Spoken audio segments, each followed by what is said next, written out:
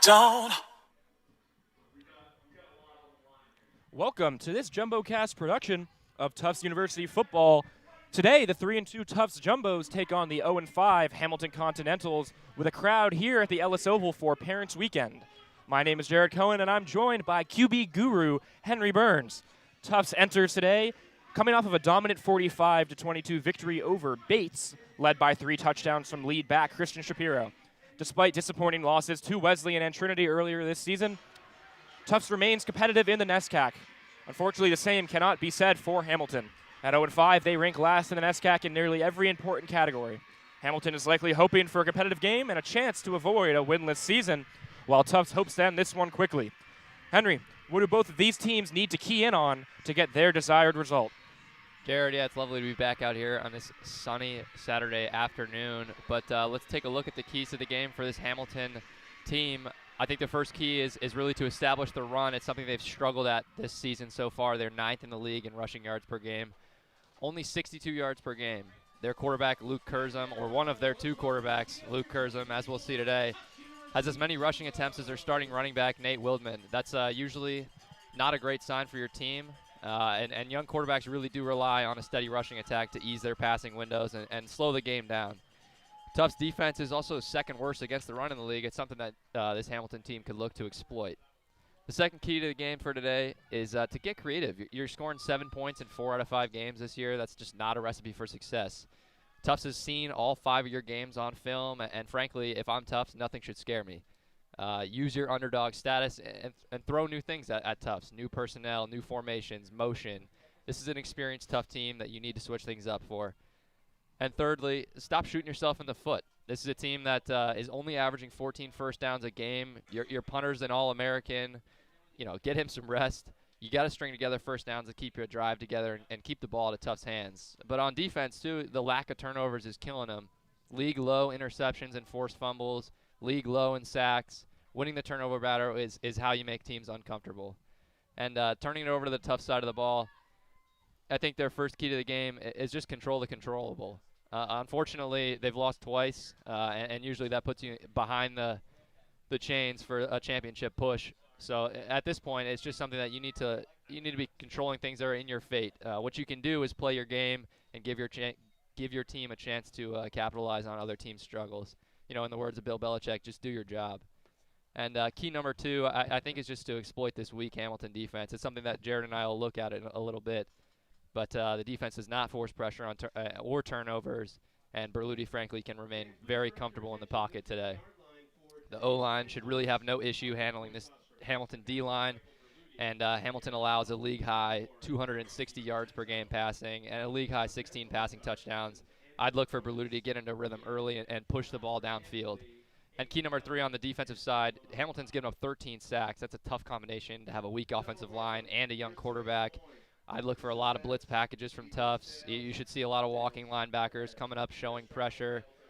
A lot of man-to-man, cover 0, cover 1. Make a mistake-prone team beat you. And, while these keys point to a bit of a lopsided affair in favor of Tufts, can you remind us of what happened last year, Jared? Yeah, I would say no one here at the Oval is in the business fully of counting Hamilton out just yet. Last year's matchup between these two teams was, I think it's fair to say, the game of the season, a 5-overtime thriller in which Hamilton came up on top. Tufts went up in that game 17-0. It was the game people expected it to be, but 17 straight from Hamilton to force OT. 5 overtime periods. Once you get past the second overtime, it's 2-point conversions.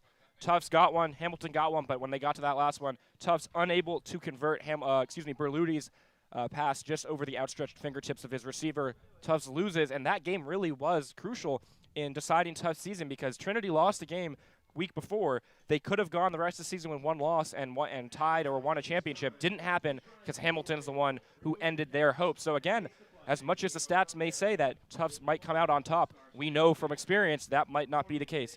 We're going to take a quick break for the national anthem and be right back on JumboCast.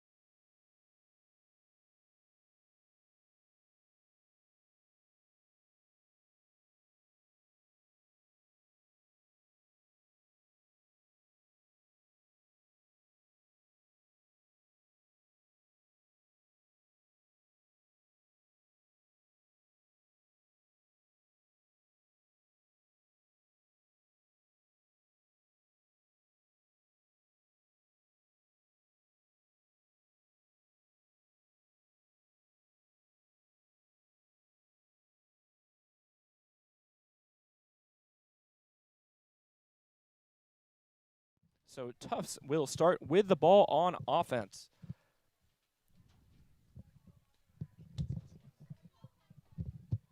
Taking a quick look at what to expect. You know, we talked a little bit about this Hamilton team. It has been some tough sledding for them so far this season, and we talked about it in our introduction, but just really, they've had a tough time. Henry, what does this graphic tell us? Yeah, I mean, quick look. If you look in the right side column, you see 10th and 9th. Well, there's 10 teams in the NESCAC, so that means either bottom or second worst in all of these categories. I'll just go through it quickly, but points per game, yards per game, sacks allowed, points per game allowed, yards per game allowed, sacks, interceptions, all the second worst or worse in the league. Not something you want to see, but look for Hamilton to hopefully rebound on those statistics today. Yep, they are hoping to get a competitive game. We are hoping to get a competitive game. And the kick is up and off. We're underway here from the Oval. Back to return is Andre Smith, reclaiming his job as chief return man. And he's going to have a big return on the first play of the game. Breaks a tackle at the 30, down past the 50-yard line. His longest return of the season. And what a way to start the game for the Jumbos.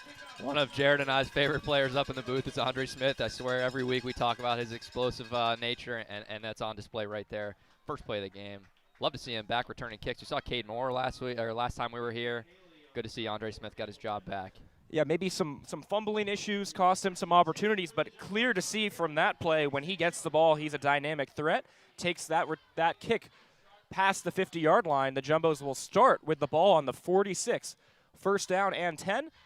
Michael Berludi, the senior quarterback, in per usual. First and 10. Berludi. Quick pass, ball is tipped and over the head of his intended target, Matt Rios. Lucky that ball not in the vicinity of any defender.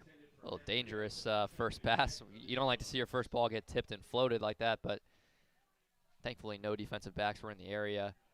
That's a tough starting position if you're Hamilton. I talked about not shooting yourself in the foot. Special teams errors are definitely ones that'll shoot you in the foot like that. Yeah, don't want to give a team that already has a pretty good offense this type of starting field position. They did get a stop first down. Here's second and 10. Berludi passing again. Another quick throw. That one dropped. Cade Moore, his intended receiver, his number one guy. Rare mistake from Cade Moore. Rare indeed. It's something that we've seen heating up over the last couple weeks. First couple weeks we saw the Berludi to Matt Rios combination, and lately it's been all Cade Moore. Last time against Trinity, Cade Moore was absolutely dominant. Yeah, Moore comes into today, 26 receptions, 357 yards, 4 touchdowns. He's been that #1 guy that Tufts has really had every year with Berluti. So 2 incompletions now, 3rd and 10. This one a deep pass. Berluti, he's got Rios. Does he have a touchdown? Yes, he does. A deep ball from Berluti and an early lead. Rios, who's been quiet the last couple weeks, comes back with a huge score and a quick 7-0, 6-0 extra point pending lead for the Jumbos. Great shot play on 3rd and long. Trips to the left, one-on-one on your right side, and you throw it up to your big receiver, Matt Rios, and he'll get underneath there. What a wonderful start to this game for this Tufts team. So here comes Seelick for the extra point.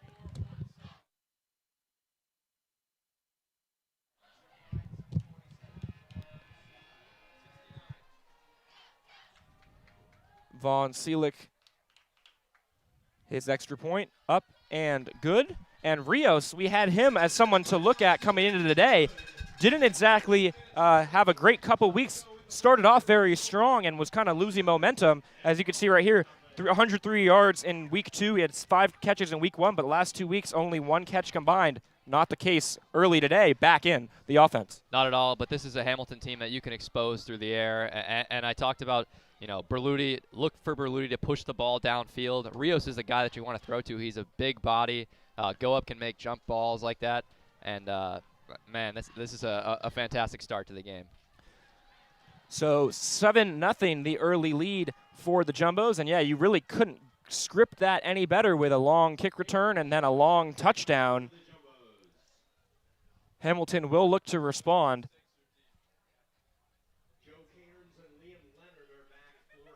Was a 46-yard touchdown for Rios and maybe longer in air yards. That ball was a bomb from Berluti, a beautiful throw.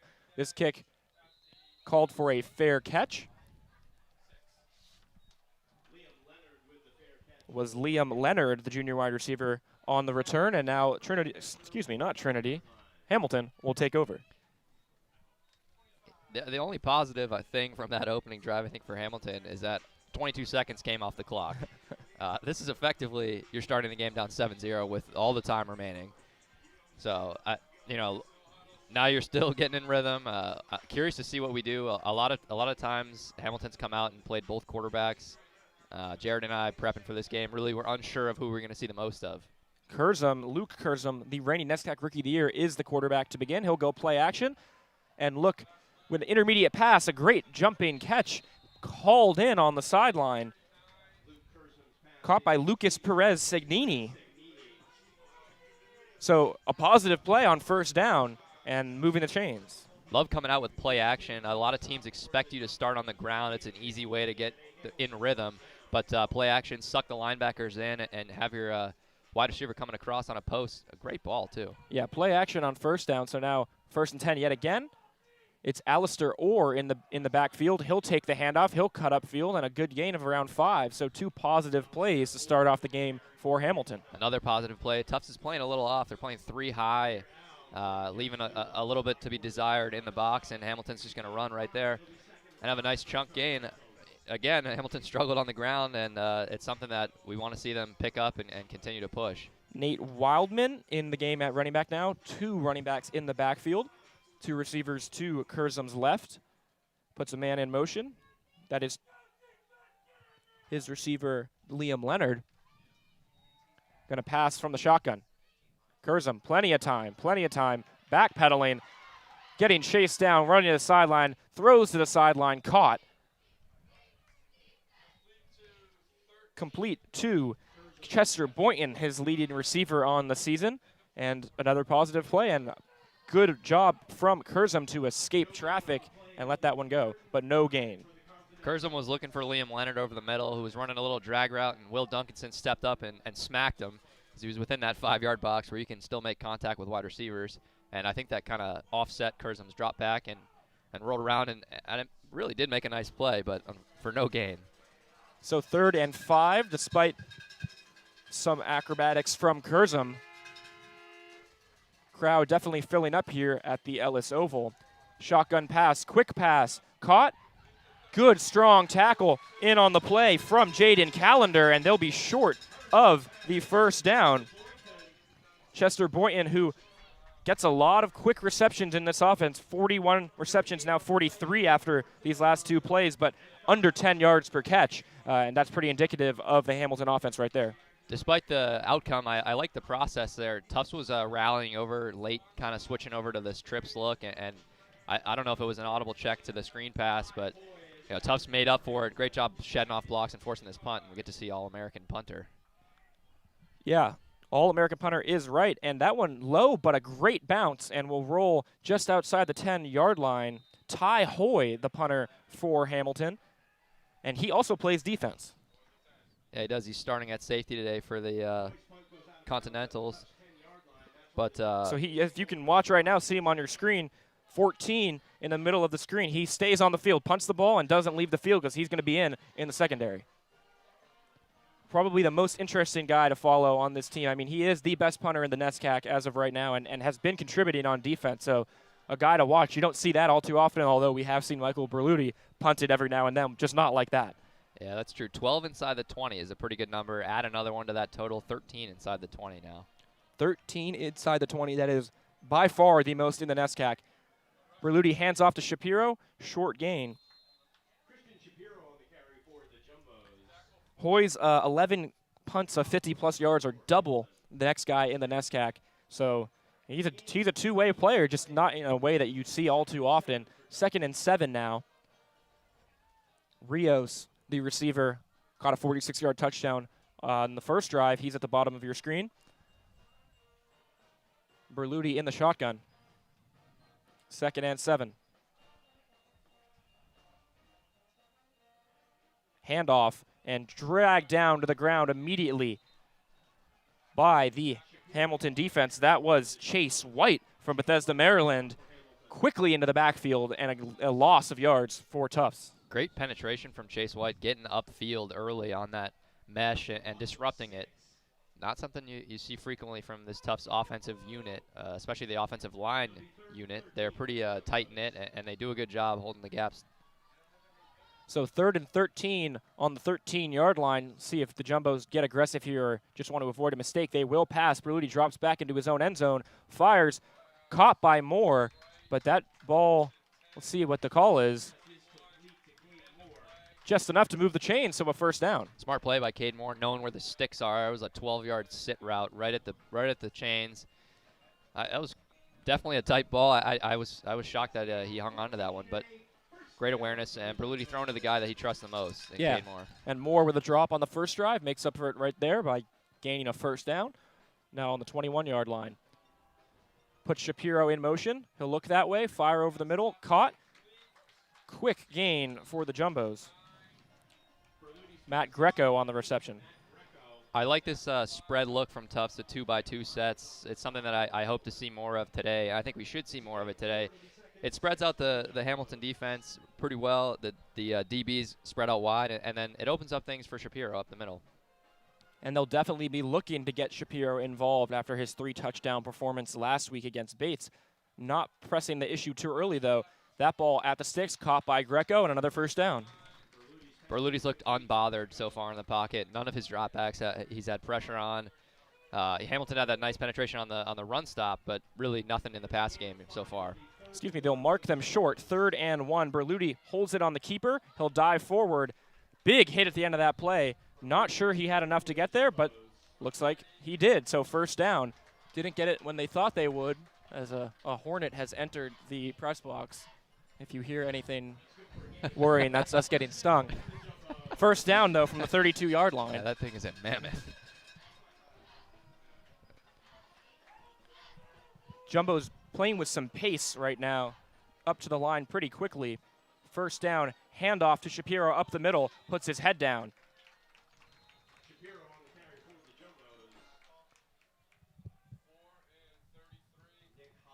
Tufts seemed content to maintain this sort of methodical drive of easy passing concepts with a steady rushing game, and I would be too all day against this Hamilton defense.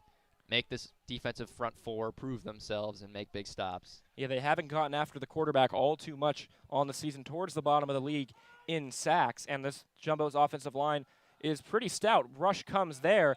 Berluti gets it off again to Greco, and another solid gain. So Greco being a little bit of a safety outlet early here today and gaining a larger role in the offense. He came into today not one of the team's leading receivers, but someone clearly that Berluti trusts.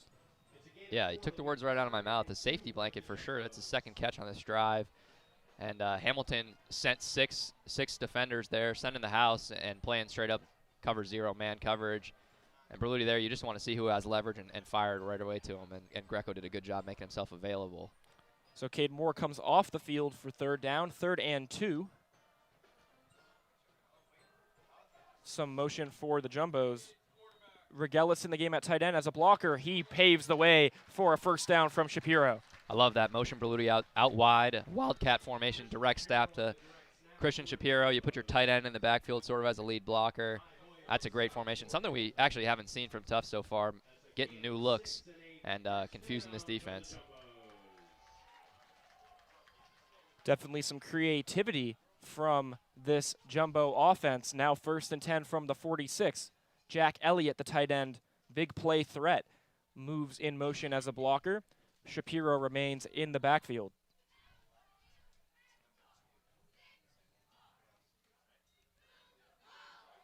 Quickly to Shapiro. Bounces off a tackle and then brought down by 3 Hamilton defenders, but he's getting 3-4 yards on first down pretty easily so far.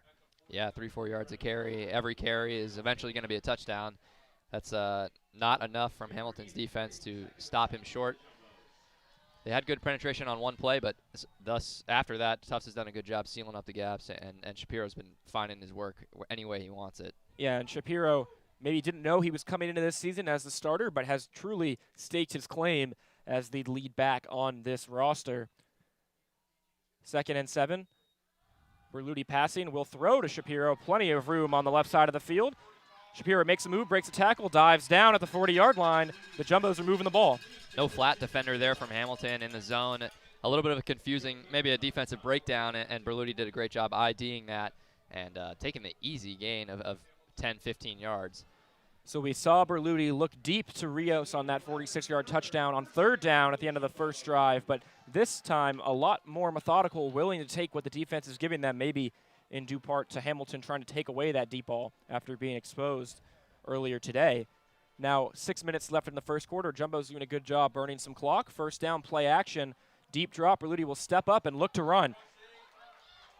Makes a move, cuts up field, and out of bounds just outside the 10-yard line. Berluti using his legs to get the Jumbos the first down. He'll kill you on the ground all day long. He loves to, if you know, he goes through his reads very well, but if they're not there, he's taking off every time. And when you have no spy defender, no one looking on the quarterback at all times, that's a free. He's a great athlete, and frankly, could probably play running back on his own, right, in this league. Yeah, he has consistently been an option for the Jumbos in the running game since he took over as quarterback his freshman season. Gives them an option that not every team in the NESCAC has. Moves Cade Moore in motion here. 1st and 10 on the 15. It'll be a first down handoff to Shapiro. Ball comes out. That's a fumble, and it's recovered by Hamilton. Kevin Lyons in on the recovery. Shapiro just coughed that one up, and what was a promising drive ends in a turnover. Strange turnover. Looked like it just slipped out of his hands when he was going through the hole. And this is something that we were looking at pregame is Hamilton's lack of turnovers. And winning the turnover battle is how you shake it up in an underdog-style matchup. They'd only had one fumble recovery all season, and getting one early here today in the first quarter. A rare mistake, too, from this Tufts offense, especially in the red zone. So while it looked like the Jumbos were threatening to extend their lead early, instead it will remain 7-0. Hamilton takes back over at the 13-yard line. First down handoff.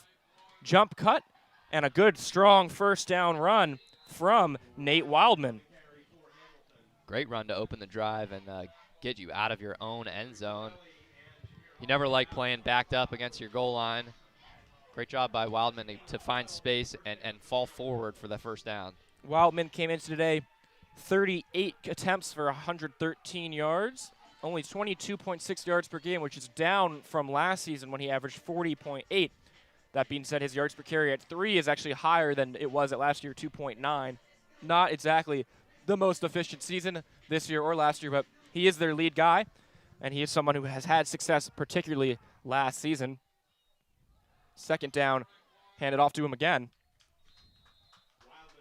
Certainly their lead back in the backfield, but it's interesting seeing when your quarterback is tied with your starting running back in attempts. I think, as a commentator, it's tough with no game film in the NESCAC to know really what style of offense you run.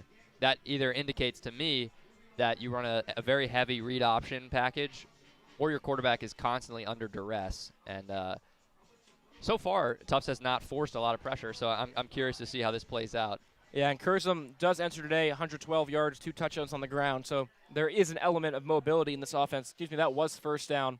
Now 2nd and 6 after the 4-yard run from Wildman. They'll give it to him again. Good vision. Moves out to his right, but that'll be short of a first down. Looked like he had a chance to break away for a second, but the hole closed quickly. Tufts facing, Hamilton facing a 3rd and 4. It would be unfortunate to go with another 3 and out, or not 3 and out, but, 4 and out. Yeah, 4 and out. Fail to convert on 3rd down here yet again after you give up an early touchdown. Yeah, and Hamilton, not exactly any negative plays so far. They have moved the ball, at least in terms of positive plays, but got stuck in 3rd down and forced to punt on their first drive, and now 3rd and 4 on their second drive. They are 22 of 72. That's 30% on the season on 3rd down. This time, Curzum fires over the middle of the field. That ball is caught close to the sticks. We'll see what the call is. That was caught by his receiver, Ezra Lombardi. They'll say it's enough for a first down. Great play, motioning outside, starting him off. I was going to say before that ball was snapped, I hope this is not a run up the middle, some sort of, just waving the white flag type of play on 3rd and medium. Love attacking the sticks through the air and ensuring that you get that first down. So Lombardi, the graduate student from Danvers, Massachusetts, takes in his 12th catch of the year to move the chains. Not a lot of height in this receiving core. A couple guys under 5'10". That one's going to be a QB keeper option play, and diving down past the 40 is Curzum. Like the play design right there, Henry? I do. There's the read option that I was curious if they were going to run. Had the shovel option out wide to him, but decided to keep it himself. Showed off a little mobility there, too, and put his shoulder down. A lovely run on first down. That one works real well in college football 25. It's one of my favorites. Unfortunately, it doesn't work as well in real life. Yeah. But if only it were so simple. It did gain 6 yards, however, on first down. So approaching midfield is the Hamilton Continental offense with Luke Curzum at quarterback. Clock under 2 minutes now. Another handoff looking to establish the run, and a good chunk picks up another first down. Nate Wildman gaining some steam. Yeah, Nate Wildman's doing a great job given what he's taking what he's been given so far by this Tufts defense. They're allowing the rushing lanes to open up, and he's hitting the holes well and lowering his pad levels and falling forward for these first downs. 5'11", 210. He's not a small guy at running back, and he's definitely using his size to his advantage. That time, a quick throw out wide. Boynton, he fumbles the ball. He'll dive back on that. I think Hamilton retained possession right there, but a little bit of a sigh of relief as that ball came flying out of the hands of Chester Boynton. So a loss on the play, but lucky it wasn't the turnover. Well, a loss on the play, but I talked pregame about getting creative, and that was creative right there. They sent 2 linemen out wide in the looks for those screen passes to just have a blocker out there, and maybe it's signaling, obviously, to Tufts that this is going to be a screen pass because what else are you doing with a big boy out there like that? So now 2nd and 14. Passing opportunity. Curzum, he's going to get dragged down to the ground. A sack for the Tufts defense. 2 men in on the play. Dom DiCrescenzo, and Vince Gilchrist team up for a huge sack, and that'll set up a 3rd and very, very, very long. Yeah, 3rd and forever coming up here. But that sack, while Tufts did a great job pressuring, was really caused by the tight end slipping in his out route. It looked like Curzum was setting up to throw him, and then the tight end fell over, and he had to just bite the bullet and fall over for the sack, unfortunately. So that will take us to the end of the first quarter. It's going to be a 3rd and very long when we return. 7-0 Jumbos is the score so far. Thank you for listening. We'll be right back.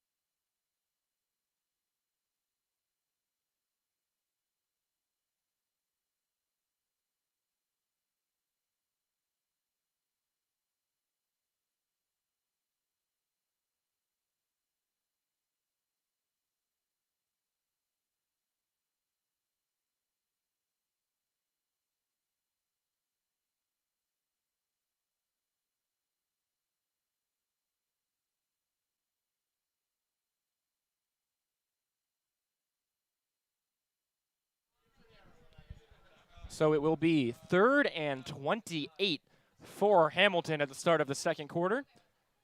See if they get aggressive here or just try to limit any possible mistakes. It's going to be hard to pick up 28 yards on 3rd down. Tough safeties are playing way back. It will be a pass.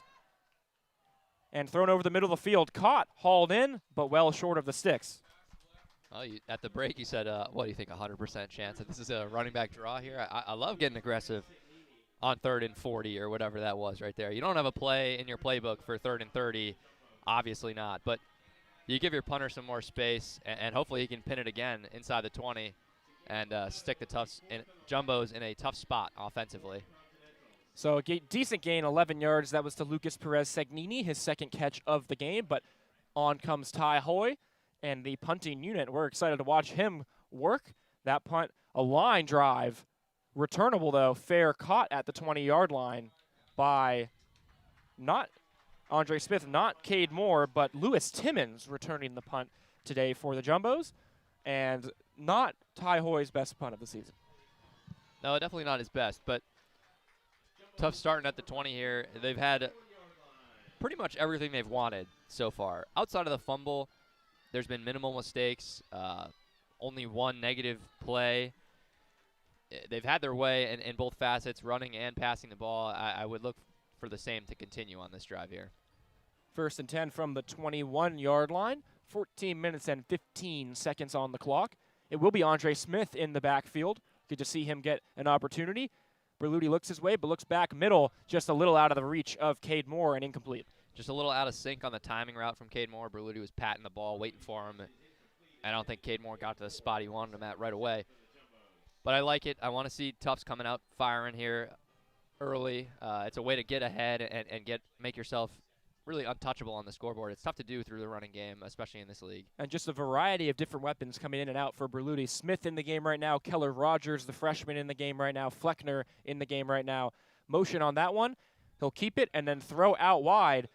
Caught and cut it upfield, not for too much on the play. C.J. Burton brought that one in, but it will set up 3rd down. Yeah, gain of 4 or 5 on that, but every time Keller Rogers comes in this game, I think you need someone on defense IDing him. He rarely comes in or sees a lot of reps in certain looks, but when he does come in, it is usually a speed work, a deep shot, something creative to get the ball in his hands because he is a playmaker and a young one. Yeah, Rogers at the bottom of your screen, number 15. He's got 4 receptions for 87 yards in the season, so all of those have been big plays. Berluti looking his way, but the ball batted at the line and incomplete. He wanted Rogers over the middle of the field. That'll bring up 4th down and a 3-and-out for the Jumbo offense. A good hold from Hamilton. Great hold from Hamilton, but that's the second time today we've seen a pass get batted down at the line. The defensive line doing a great job getting their hands up in the face of Berluti and forcing the incompletion. And now you get better field position, hopefully, if you're Hamilton, after the return of this punt and establish a new drive. Because this offense, we've seen them have pretty good success. Hasn't been a ton of terrible plays from Hamilton. Just getting unlucky on a couple of snaps. The punting unit on. Andrew Lee. Kick up. No fair catch. Will be returned. And a huge hit at the 40-yard line. Liam Leonard punished on that return, but solid starting field position for a Hamilton offense that has had some good, some bad so far, and still only a one-possession game. Curzon's been pretty comfortable stepping back and throwing. Hamilton's offensive line has been building the pocket for him. He's had time. The sack he took on the last drive was really due to some issues in the wide receiving core. You had the time to make the throws. I like to see them return to the passing game and facilitate this offense through Curzon on this drive. We saw Curzon have some success play action on the first play of the game for Hamilton. Back to a 2 running back look from the 26-yard line. Excuse me, that's not right, the 40-yard line. 1st down will be a keeper option play. Curzon cuts up the sideline, and he'll get pretty close to a 1st down. So some creativity in this running game for sure. Triple option there, a little bit of the reminiscent of some Air Force offense. Sort of that inside zone read, and then you're running outside to the left, and you have your other running back in the backfield flanking wide outside for the shovel option. But both times, Curzon has opted to keep it himself, rightfully so, picking up 5+ on both read option attempts thus far. 7 is the gain on 1st down on the triple option. This time only one back in the backfield.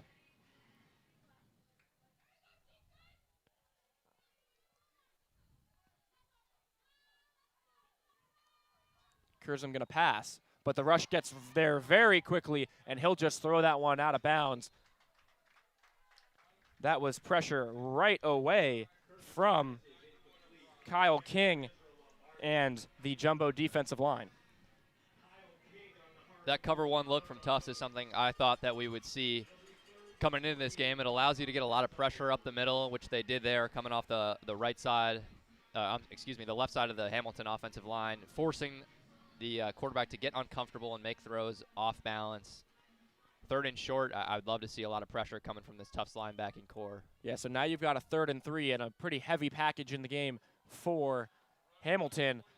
Handoff will get enough for the first down.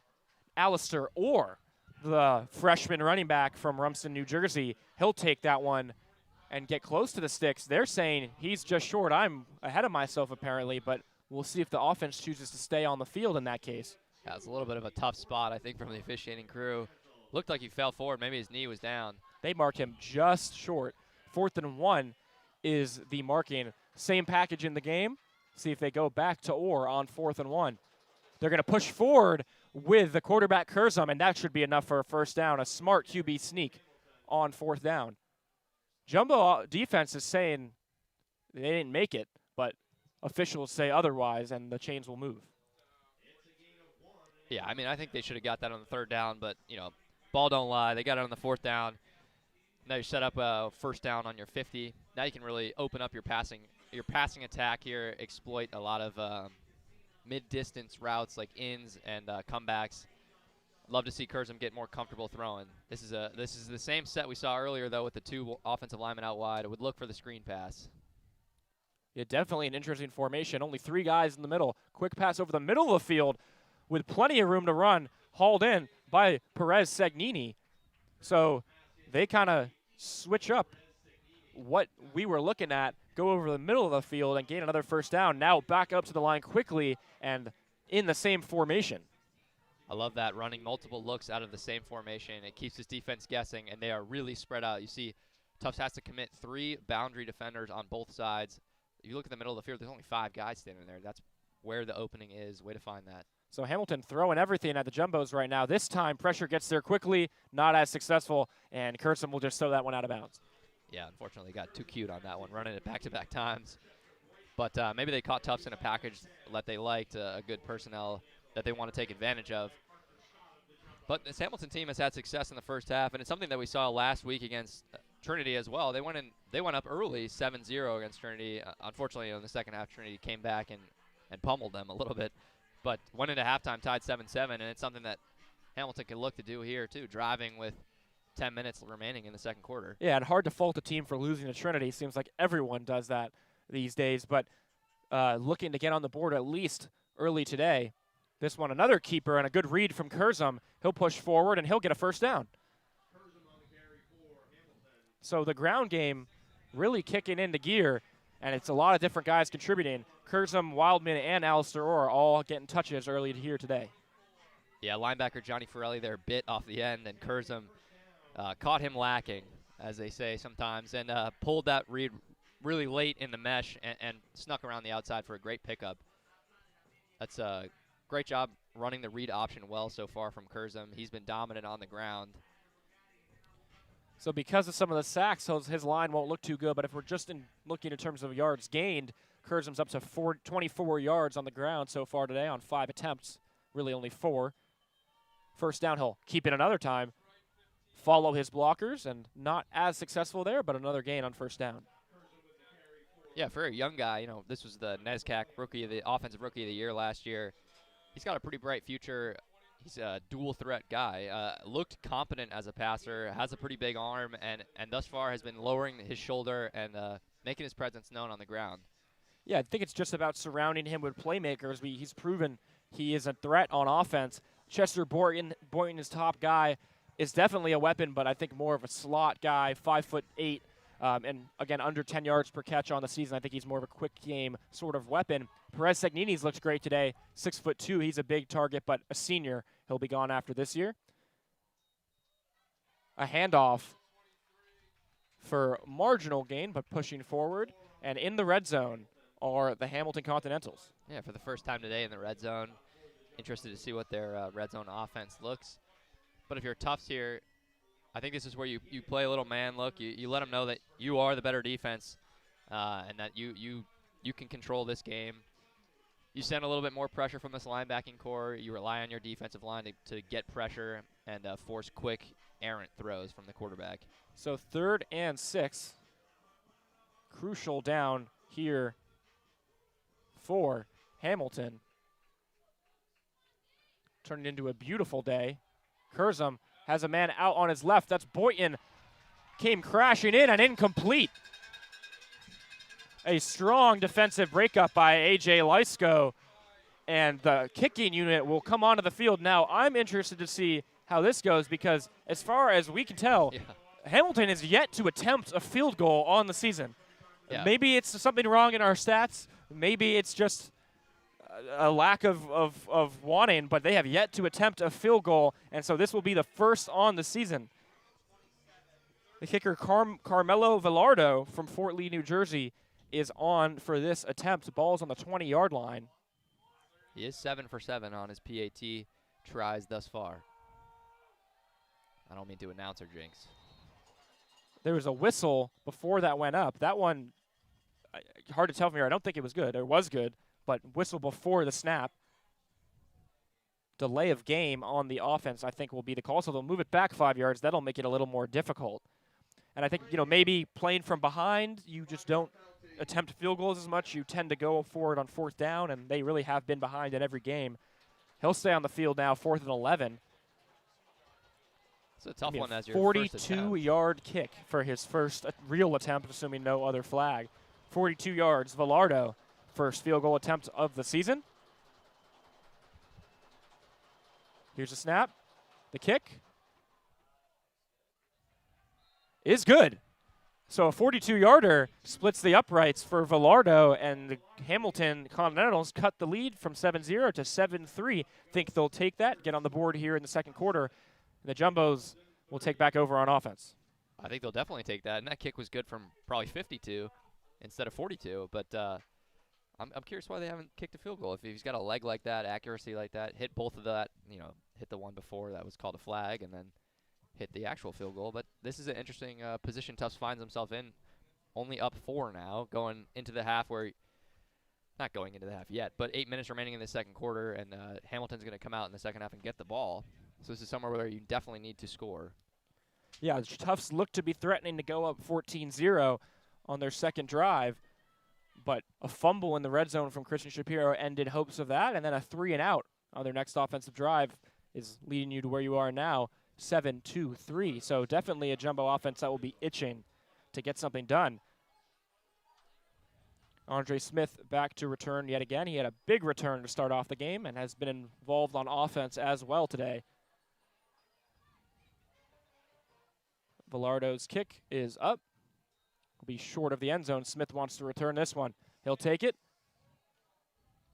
Hit at the 10-yard line, but he breaks a tackle and he's making room outside, but a good recovery brings him down. He had room to run if not for Cole Jetty, who made the play and brought him down inside the 30-yard line. Yeah, bounced off the tackle. I thought he was good on the outside there for at least another 30 yards. Great tackle by Jetty, and tough setup yet again on their own 20. We'll see what they go back to. I think the passing game really has shown success to Cade Moore, to Greco. You've seen a lot of short completions that have led to establishing drives. 1st and 10 on the 23. Passing on first down quickly out to Rios. He tries to spin around. Doesn't get enough for a first down, but clearly the quick passing game a focus of the Tufts offense. Yeah, it should be. Berluti seems most comfortable in that quick game scheme. The quick game scheme is hitches, slants, outs, things that, pre-snap you can identify where the leverage is, and it's easy for a quarterback to see.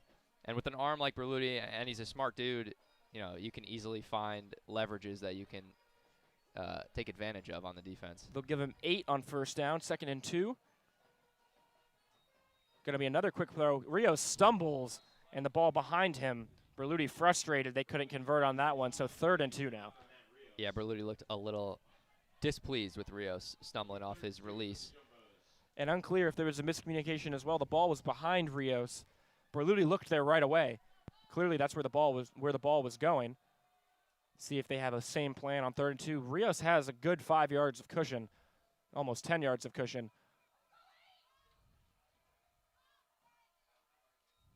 It'll be a handoff to Shapiro.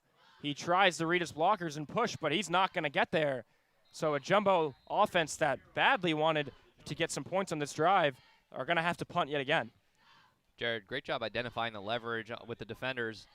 Pre-snap, personally, I would have, checked into something. You saw both sides of the field. Rios, and I believe on the other side was Fleckner, had at least 10 yards of space, and you only need a 1-yard gain. I get it, secure it with Shapiro, but Hamilton's done a good job penetrating up the middle and making stops, and they're going to be rewarded here with another punt. That's 2 back-to-back 3-and-outs for this Tufts offense, not something we're accustomed to seeing. Especially against a defense that ranks towards the bottom of the NESCAC in nearly every category. That punt from Lee, a line drive, it'll bounce and continue to roll. A great bounce for the Jumbo defense, and inside the 20-yard line down at the 19. We'll take just a quick break, and we'll be right back at the start of this next drive for the Hamilton offense.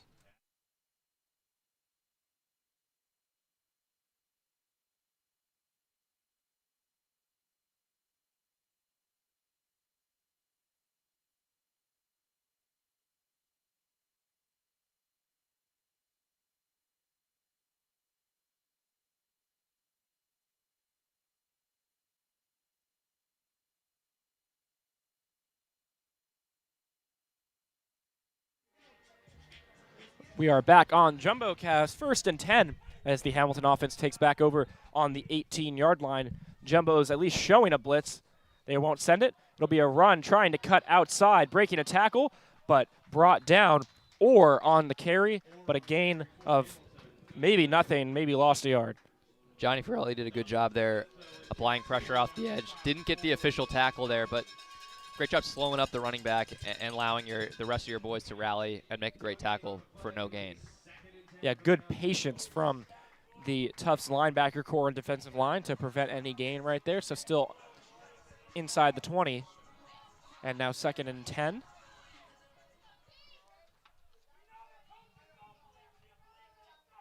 Crowd getting rowdy as another ball is handed off. Push forward, but that'll set up a 3rd and more than 5. Definitely not a lot of success on the ground game from this Hamilton offense. Would like to see Curzon, the success that we have seen, we've seen Wildman have a couple great long carries, and Curzon really has been the star on the ground so far.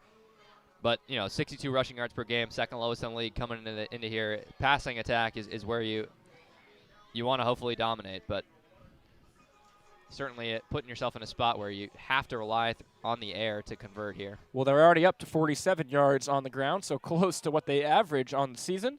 But 3rd down and 8, probably a pass. It will be. Free rusher incoming. Curzon steps up. He'll look to run. Makes a move. Cuts. Makes another move. And I think he's short of the 1st down. It'll be close, but he cut back multiple times on that run to try to get a 1st down. On comes the punting unit. He did not pick it up. Back-to-back 3-and-outs now from both offensive sides. It's becoming a little bit of a defensive stalemate after the early Tufts touchdown. They scored in 20 seconds, and now we haven't really seen any fireworks offensively since then. Yeah, when the Jumbos got into the red zone on that 2nd drive, I think we were both thinking, well, this could get out of hand early. It'll be hard to stop them, but they turned the ball over there, and then 2 straight 3-and-outs. Hamilton got on the board. Here is our boy Ty Hoy. That ball bounces. A tough decision from Cade Moore right there to let that one bounce, and it's going to roll all the way to the 20-yard line. So what could have been starting field position around the 33 ends up at the 20.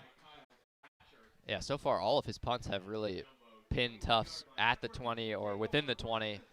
It's been a great job of flipping the field and making sure Tufts has to drive the full length to make a drive. We don't get a lot of game film, and so we didn't really get to watch Ty Hoy in action coming in today. We kind of just see what the stats say, and I think it seems like he's more of a finesse punter. He aims his punts, he gets line drives, he gets good bounces, less so of a massive leg, but clearly working so far. He really did flip the field there yet again. Now 1st and 10 on the 21-yard line. Jumbo offense coming off 2 straight 3-and-outs. Man in motion is Cade Moore. and Andre Smith, the running back in the backfield after the Shapiro fumble earlier today. Smith will take it on first down, cut upfield, and you'll take that on first down every day of the week. Yeah, and just one more thing on Hoy. I think it's probably one of those cases where you go into training camp in the summer, and the coach is kind of like, all right, who can kick a ball? Like, what do you who can kick the ball here? And Hoy steps up, probably as his freshman, because he's a big dude and clearly, does well earning himself a starting role on this defensive side. It'd be a shame if he was only a punter, but doing a great job so far.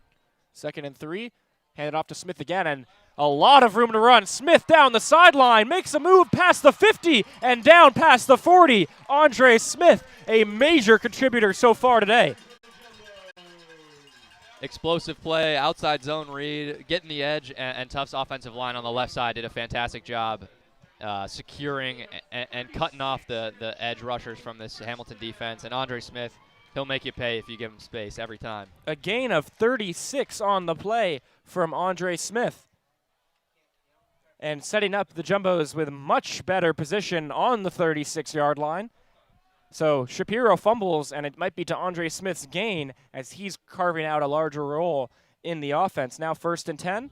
Shapiro back in the game at running back. Berluti looking downfield. Throws to the sideline. Caught and brought in by Henry Fleckner. Hamilton seems content to allow these underneath routes. Shapiro was wide open in the flat. I was surprised Berluti didn't take it, but found Fleckner on the left side. This cover 4 look is really playing off. It allows the Tufts Jumbos to exploit the flat defenders, the lack thereof flat defenders, and with these little hitch routes and quick game concepts that we've seen so far. You'll take free yards when you can get it, and especially when it gives you a first down.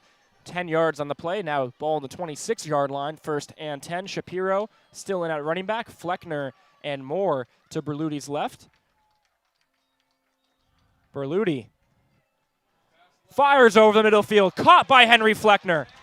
Down to the 5-yard line. Hamilton tried to get tricky there, showing their typical cover 4, cover 2 shell, and motion down in a cover 1, and did a great job from Berluti to ID that and find his guy in man coverage. Now they hurry up to the line.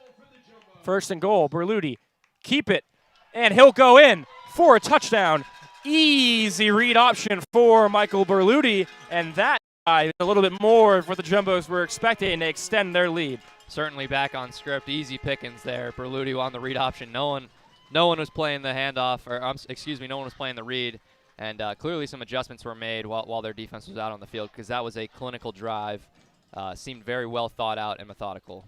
So Andre Smith sets it up with a 36-yard run, then back-to-back passes to Henry Fleckner before Berluti finishes it off himself. And Seelick will come on to try to extend 13 points to 14. Snap, kick, extra point is good. So 14-3 the score. And now Hamilton, with 2 minutes and 28 seconds left, they do get the ball at the half, so gives them a lot of options right now, but an opportunity to try and get aggressive, which we haven't seen all too often so far today. I don't know if they need to get recklessly aggressive, because what you can run into here is an issue of giving Tufts the ball back with too much time, and Tufts can go down the field, as we've seen today, and score very quickly. Yeah, we saw that against Trinity. Trinity gave the Jumbos just a little bit too much time at the end of the first half. They came down and scored in 3 or 4 plays. Don't want to give them an opportunity to do that. So you definitely might see the ball stay on the ground. Under 2.5 minutes now.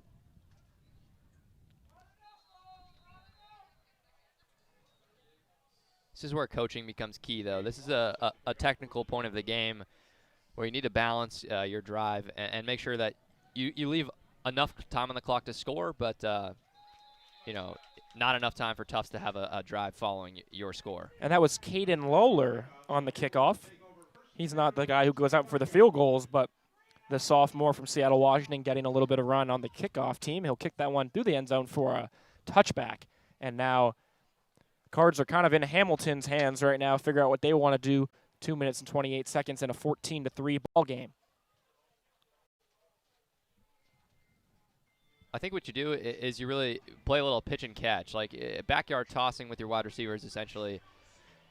Tufts is going to be content to give you some space. Likely in these situations, you're playing a little off. You just don't want to be burnt deep with this amount of time left on the clock. And it is a quick pass to Boynton right away. He'll cut upfield, and a gain of around 5. As we've talked about, that is his game. You're going to get him around the line of scrimmage. You're going to hope he can make a move, but he's not exactly a down-the-field threat, or at least he hasn't been so far this year. Clock ticking. See if they get a playoff before the 2-minute warning. Wildman in the backfield. They will get the snap off. Curzum looking to pass. Throws a floater to the sideline. Caught. First down. Lucas Perez-Segnini with his 3rd catch of the ball game. He gets out of bounds, so the clock will stop. And a first down. That is a well-designed play. Curzum has been impressive so far, throwing with anticipation. That was a little bit of a deep out route and found his guy before he even broke back to the quarterback. Great job. And now you're driving with 2 minutes left on the clock. You have all 3 of your timeouts. The whole playbook is open. So, clock doesn't stop until within 2 minutes. So, takes us down to the 2-minute warning. And definitely Hamilton has started this drive the way they wanted to. First down, and they're near midfield at the 42-yard line. I think you're going to see a lot of sideline sort of short passing looks, 5-yard out routes, things like that where your wide receivers can get out of bounds quickly. And if you're the quarterback, it's either incompletion or, it needs to be a quick pass complete, or you need to throw the ball away, get rid of it. You don't want to risk taking a sack, having to burn a timeout when you don't really need it. And especially if you're going to take off and scramble, need to find yourself in a place where you can get out of bounds. But if you're this Tufts Jumbos team, I don't think you should let Curzum sit back in a clean pocket and pick apart your defense. He's been doing pretty well throwing. I would send a little bit of pressure at him. It's going to be a quick throw to Boynton. Same result as last time, maybe gain of 3 or 4. So Boynton's getting involved. He's getting the rock. I think that's kind of been evident throughout this season. Regardless of how well this offense is producing, they're going to get the ball into his hands, but not too much to show for it on that one. 2nd and 8, they call it a gain of 2. Curzum plenty of time now, rolling out to his right and just chucking that one, but a great throw and a great catch from Perez-Segnini, who has been a big part of this offense so far today. He is a big target out there and working the sidelines well. Looked like Curzum just needed to get rid of it, but he threw a dart, and he looks like he might have come up a little bit lame on the end of that play.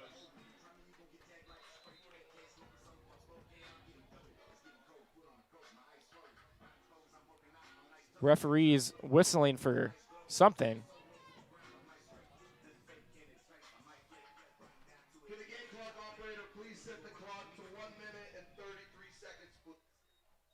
They're going to reset the clock to 1 minute 33. Curzum shows no inclination to leave the game, so he's shaking off whatever injury that might have been. Just to touch a little bit more on Perez-Segnini, his biggest game of the year was against Bowdoin with 110 yards. Outside of that, he's only had 200 yards on the season, so over half of those coming in that game. But today he's already had 5 catches for 65 yards, averaging 13 a clip. A great safety option for Curzum. And an experienced one as a senior. The blitz comes, but it's picked up easily. Curzum dumps it off for another first down to Liam Leonard. Now you got to go here, Hamilton. This is where you run a little bit of hurry-up option, maybe one more play and call timeout, or a timeout right here. Yeah, they'll call a timeout right here. Or, no, they will not. Sorry, excuse me. They're going to run up and call a play. Here's Curzum. Looking deep, wide open over the middle of the field, bobbled and hauled in by Boynton. He'll be down. That should have been a touchdown if it was a better thrown ball, but they'll take it. First down and inside the red zone.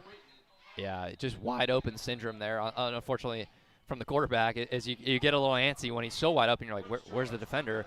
What am I doing? I got to be doing something wrong. And then you hold on to the ball a little bit longer and you short it. But nonetheless, you're on the 11-yard line with 17 seconds left with one timeout, or 2 timeouts, excuse me. And a couple of things prevented a touchdown right there. Underthrown ball, Boynton bobbled it. He went to a knee to try to catch it down without contact in college rules. So a couple of things go a different way, and that's a touchdown. But, of course, if you are Hamilton, you will take that and set yourself up in position to try to get a score. It's a great drive so far from Hamilton. This is very impressive. Something that they really haven't showed off all season is the proficiency through the air, and they're doing it thus far today. This is the role of the underdog. It really doesn't matter what happens. Obviously, Hamilton's out of contention for winning the NESCAC. What you're doing here is getting reps in for your young quarterback, your younger teammates, and you're showing that you guys have fight, and this is a program for the future. And this is the reps that you want to get under your quarterback's belt. These 2-minute offensive drives are key. So minute 17, ball on the 11-yard line, 1st and 10. They could pick up the first down on the 1. Curzum keeps it, play action, steps back, rolling out right. Curzum looking to the end zone, throwing, he'll get rid of it, out of bounds. Had a shot maybe, but would have been a hard throw to Ezra Lombardi on the right side. Instead, he'll take his lumps, get rid of it, and set up 2nd and 10. No need to do anything stupid there. Great decision throwing it out of bounds. With this much time left on the clock, which this is a lot now when you're within the 10, on the 10-yard line, a minute is plenty of time to score. You don't want to force anything stupid into double coverage. Just throw the ball away and get yourself another chance. So smart decision from Curzum. 1:09 now, barely took any time off the clock.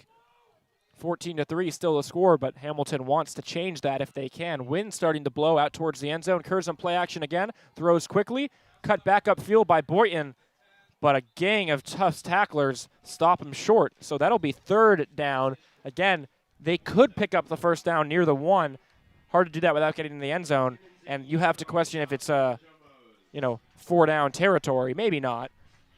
I don't think it should be. Especially getting the ball. Yeah. At the second half. Yeah, field goal here still makes it a 1-possession game.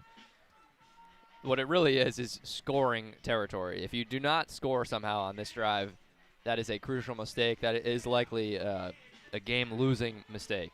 You need to capitalize on these opportunities in the red zone. Best drive of the day so far for Hamilton. Under 25 seconds. Roll out right from Curzum. He's looking to throw. He'll just take his lumps yet again and head out of bounds. Couldn't find anything in the end zone, so he'll set up 4th down. Have to imagine the field goal unit will come on now. And they will. So Hamilton, a strong drive, get down within the 15-yard line, but can't convert. You have to wonder if Curzum's kicking himself for just missing that throw to Boynton just enough that it probably prevented what would have been a walk-in touchdown. And now what could have been 7 is 3, but I think Hamilton, they scored 7 points in almost all of their games except 1. They'll take 6 at the half if they can get this field goal up and through.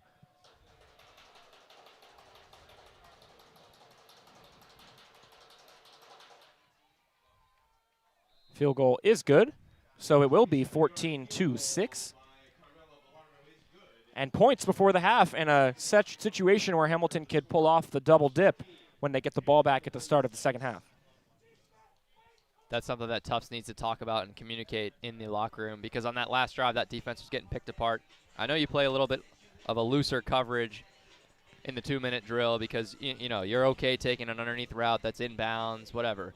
But with that said, what you are doing is you're giving the Hamilton offense some momentum going into this half. Now they have things to build off of. They have targets who are feeling comfortable getting the ball in their hand. Your quarterback, yes, he missed a throw. That could have been a touchdown. But you still came away with points in a 2-minute drill. That's satisfactory. That's a good result. And Hamilton should go into this half happy as long as they do not allow Tufts to score with 15 seconds remaining. It has certainly been a more competitive game than perhaps we expected, and certainly that's what we wanted coming in. Based off last year's game, anything could happen in a matchup between Hamilton and Tufts. So far, we've seen some offense from the Jumbos and some good holds from the Hamilton defense as well, and they've managed to get on the board with 2 field goals. I tell you what, it's surprising that we have not seen Hamilton kick field goals before this game, because Villardo has a boot for a leg. I mean, both of those field goals have been phenomenal.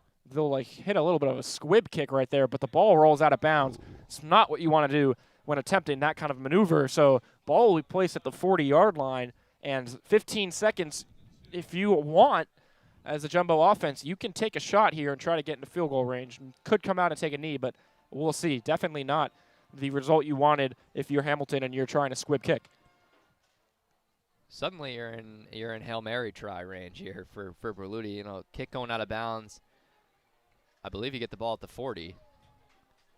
With 15 seconds left on the clock, that's a quick out and then a deep shot. That's where they will start. 30-yard line. In the NFL, I think it's at the 40. So not an insane advantage. Yeah, not as much of an advantage I thought. You could still, I mean, Hamilton's going to be playing really far off. Their corners are backed almost 15 yards off their wide receivers. Obviously okay with allowing some underneath passing, but if you're Tufts here, it'd be really tough to get aggressive. I did think that kick out of bounds would be a little bit more of an advantage than at the 30.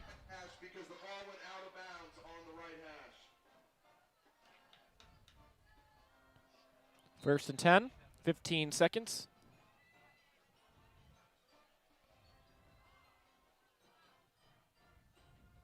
They will look to pass.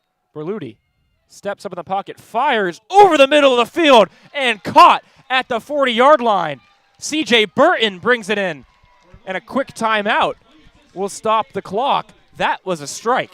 That is a crucial mistake from Hamilton and a great job from Berluti finding the soft spot. They're playing real far back and really soft. You know, one more quick completion. You still have another timeout.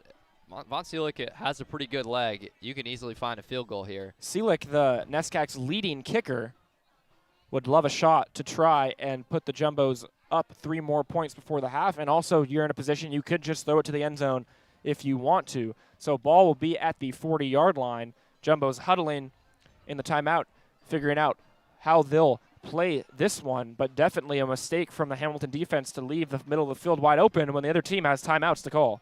Yeah, you cannot let mistakes compound. I know the kick went out of bounds, which is the first mistake. Then you let up a 30-yard pass. The second mistake, do not make a third mistake on this play here.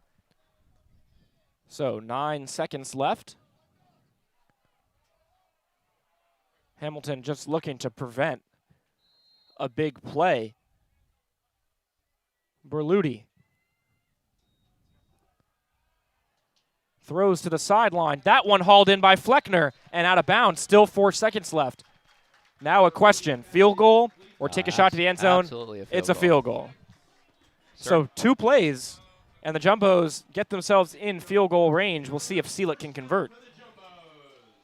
That's really poor from Hamilton on the defensive side of the ball. This is a time where, yeah, I understand you don't want to give up the big pass, but you cannot play that soft on one of the league's best passing offensive attacks. That's just a crucial mistake. Looks like they might try to ice the kicker. Timeout from Hamilton just as Seelig ran up to get that kickoff. I was talking about momentum shifters and how that Hamilton drive that led to a field goal hopefully would have shifted the momentum in their favor. But now Tufts is really taking the momentum back on their side. You know, you get a field goal here and you go into the half, you're up 2 scores. That feels pretty good against this Hamilton team that's winless so far.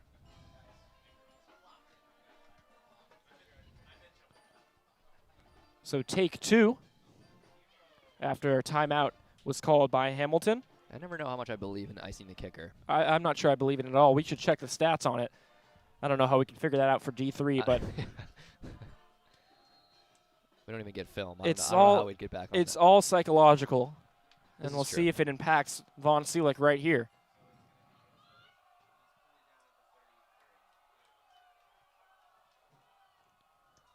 Seelig's kick is going to be good.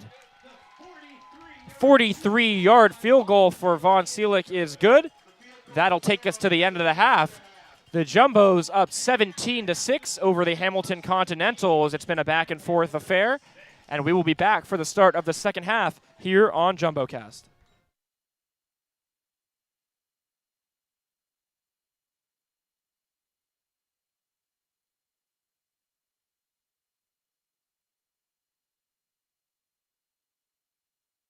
Wanna let you know you're so hypnotic, magical.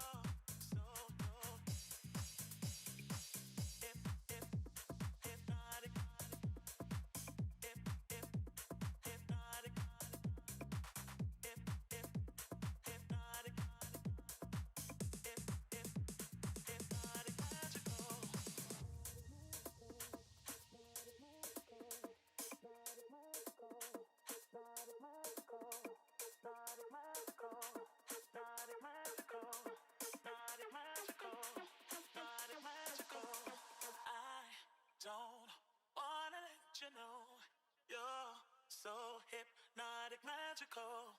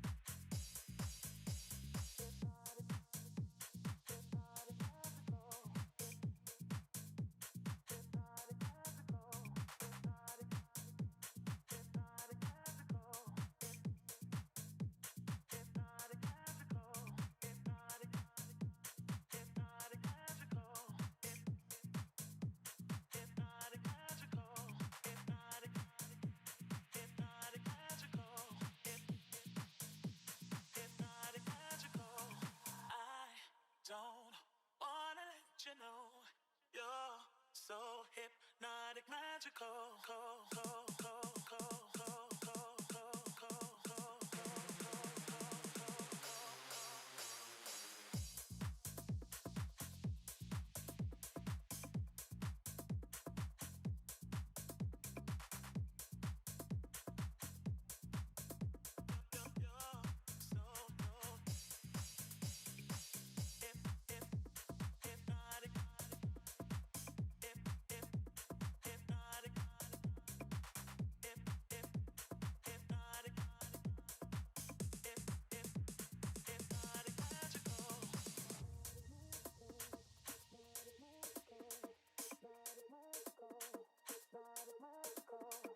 Hypnotic, magical, hypnotic, magical, hypnotic, magical, hypnotic, magical.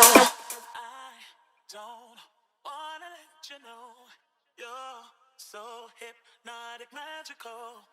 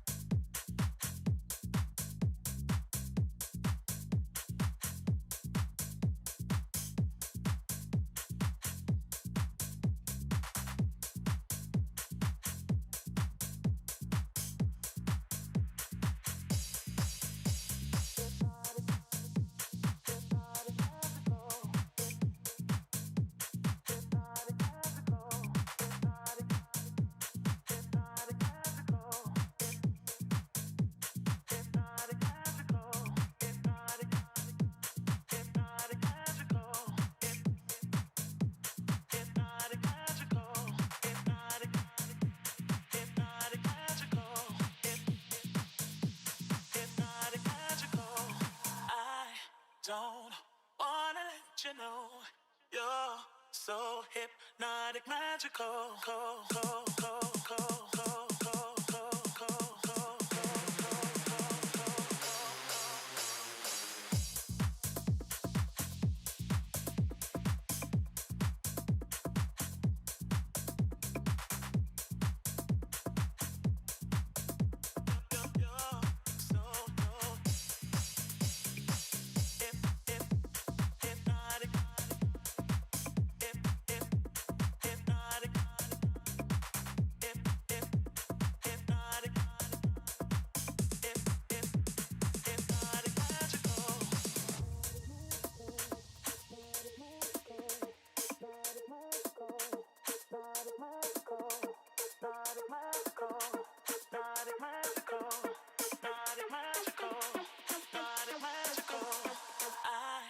Don't wanna let you know you're so hypnotic, magical.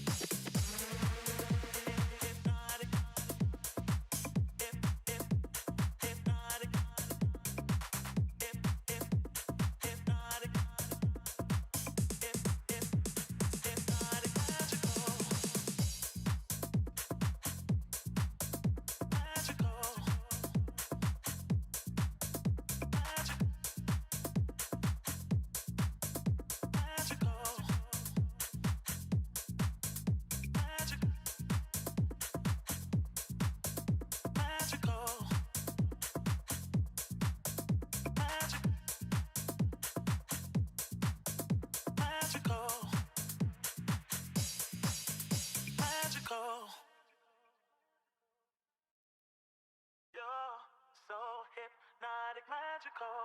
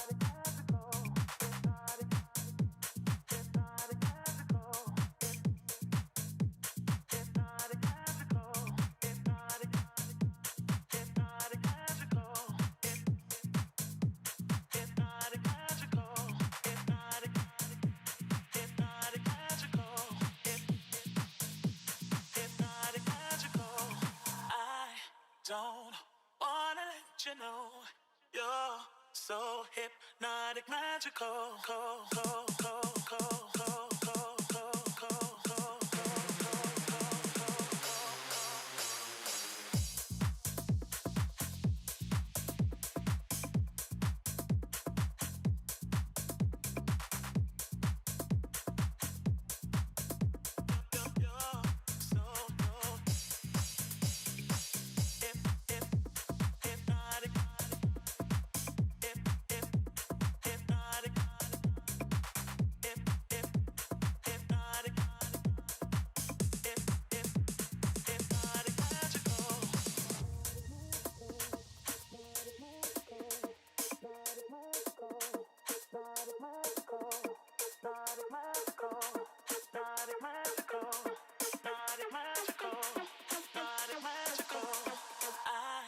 Don't wanna let you know you're so hypnotic, magical.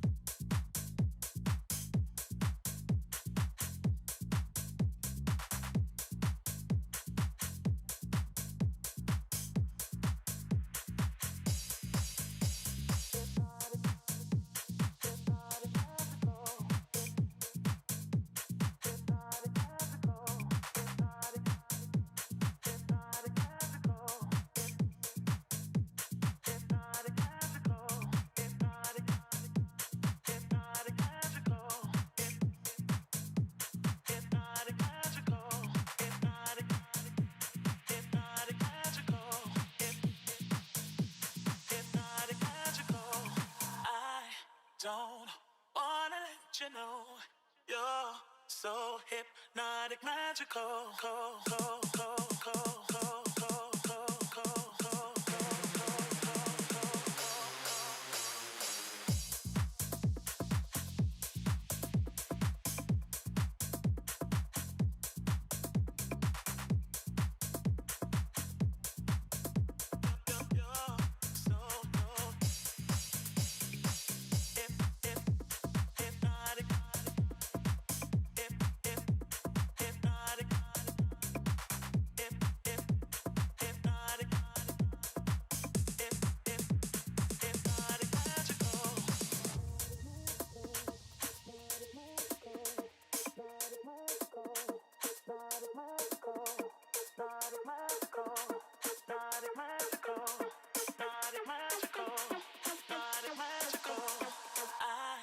Don't wanna let you know you're so hypnotic, magical.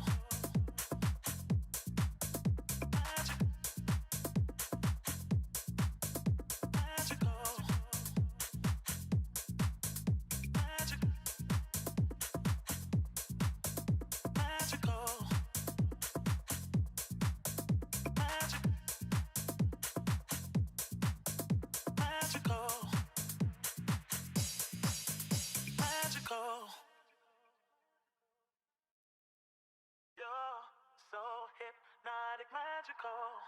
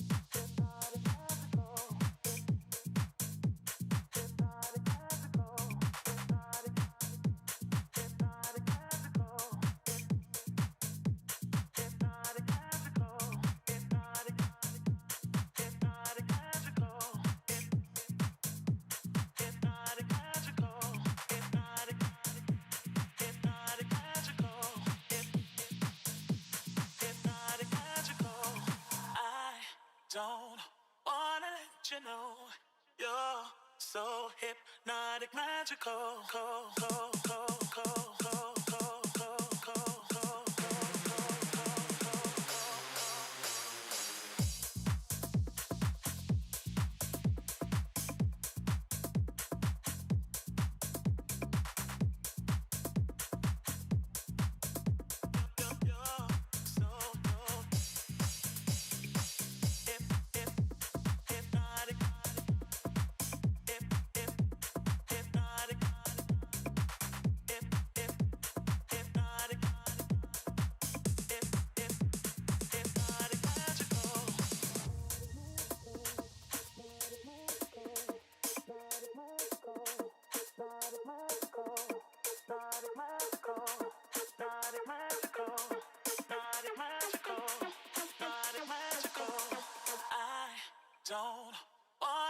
you know you're so hypnotic, magical.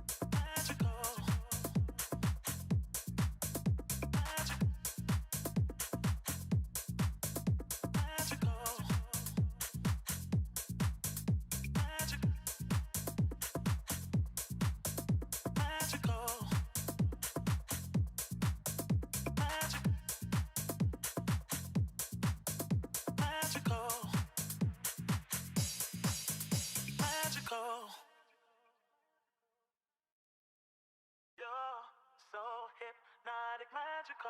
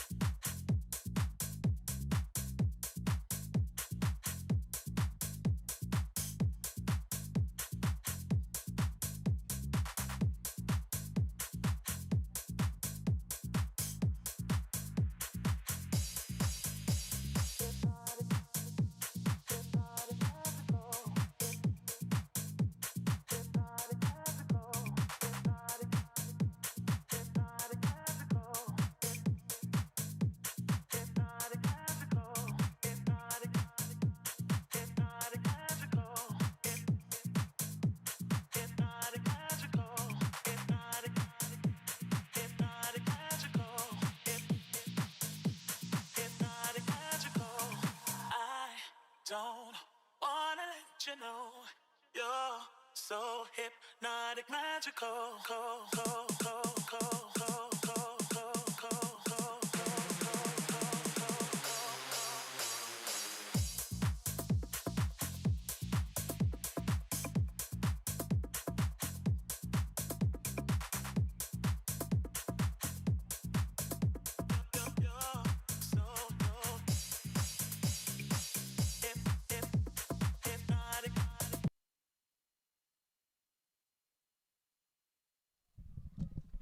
Welcome back to JumboCast. Coming back to a 17-16 game here between the Tufts University Jumbos and the Hamilton College Continentals. Hamilton at 0-5 looking to race an 11-point deficit and get their first win of the season, and they will have the ball at the start of the second half to try and achieve that goal. First half was fairly competitive, 11 first downs for both teams, the difference really being the Jumbos had a couple big plays, especially a 46-yard touchdown to the receiver Matt Rios on their first drive of the game. Tufts certainly moving the ball a little bit more efficiently than Hamilton, but Hamilton has not been without success on offense, just unable to get the ball in the end zone on two of their deep drives. My name is Jared Cohen. I'm back with Henry Burns as kickoff will get the game back underway here in the second half.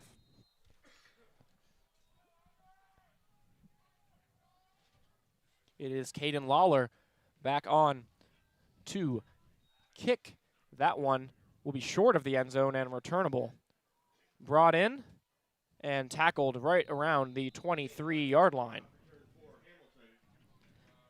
Right before we went to half, we saw a lot of Hamilton air raid attack, basically. It's something that this offense hasn't done well in the prior 5 games of the season, but that last drive, they really showed a lot of success. It's something that I think Jared and I would both like to see them return to. They found a lot of success using Perez Segnini. Yeah. A little tongue twister. But Curzon really seems to have found a groove and is getting comfortable in the pocket and has begun to understand what's going on with this Tufts defense. I would hope he continues that in the second half. Man in motion is Boynton. First down is going to be a handoff, but swarmed immediately. I think we agree that we liked what we saw from Curzon. It was Wildman on the carry. We liked what we saw from Curzon in the first half. He definitely looks more than competent back there at quarterback, making the right reads, hasn't really forced the ball into harm's way all too often, but it's just a conservative offense, and that's what we've seen so far. Yeah, not a lot of big play opportunities. Haven't pushed the ball super far downfield on any like shot plays or anything like that. No one's really broken a run away for anything over 10 yards. And that's something that's capping them offensively. Whereas Tufts, we've seen a lot of big plays. Andre Smith had a couple. Cade Moore, Matt Rios. Another handoff to Wildman goes for very little.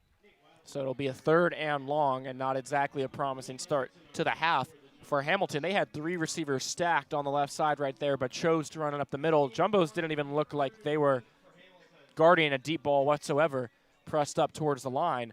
So now 3rd and 8, and the 3rd down package of defenders comes onto the field. Seeing Jalen Hill in the game, along with Marcus Pereira. Dom DiCrescenzo off the field for 3rd down. Ball on the 25-yard line. Curzum. He's looking left, throwing left, wide open, caught by Boynton, and a big tackle brings him down from Henry Forelli. That will be enough for a 1st down, so a conversion on 3rd and 8. Boynton's eighth reception on the day, and we're only beginning the 3rd quarter. He has certainly been the go-to target on these like little short connecting routes. That's the longest target I think you've had today, or close to.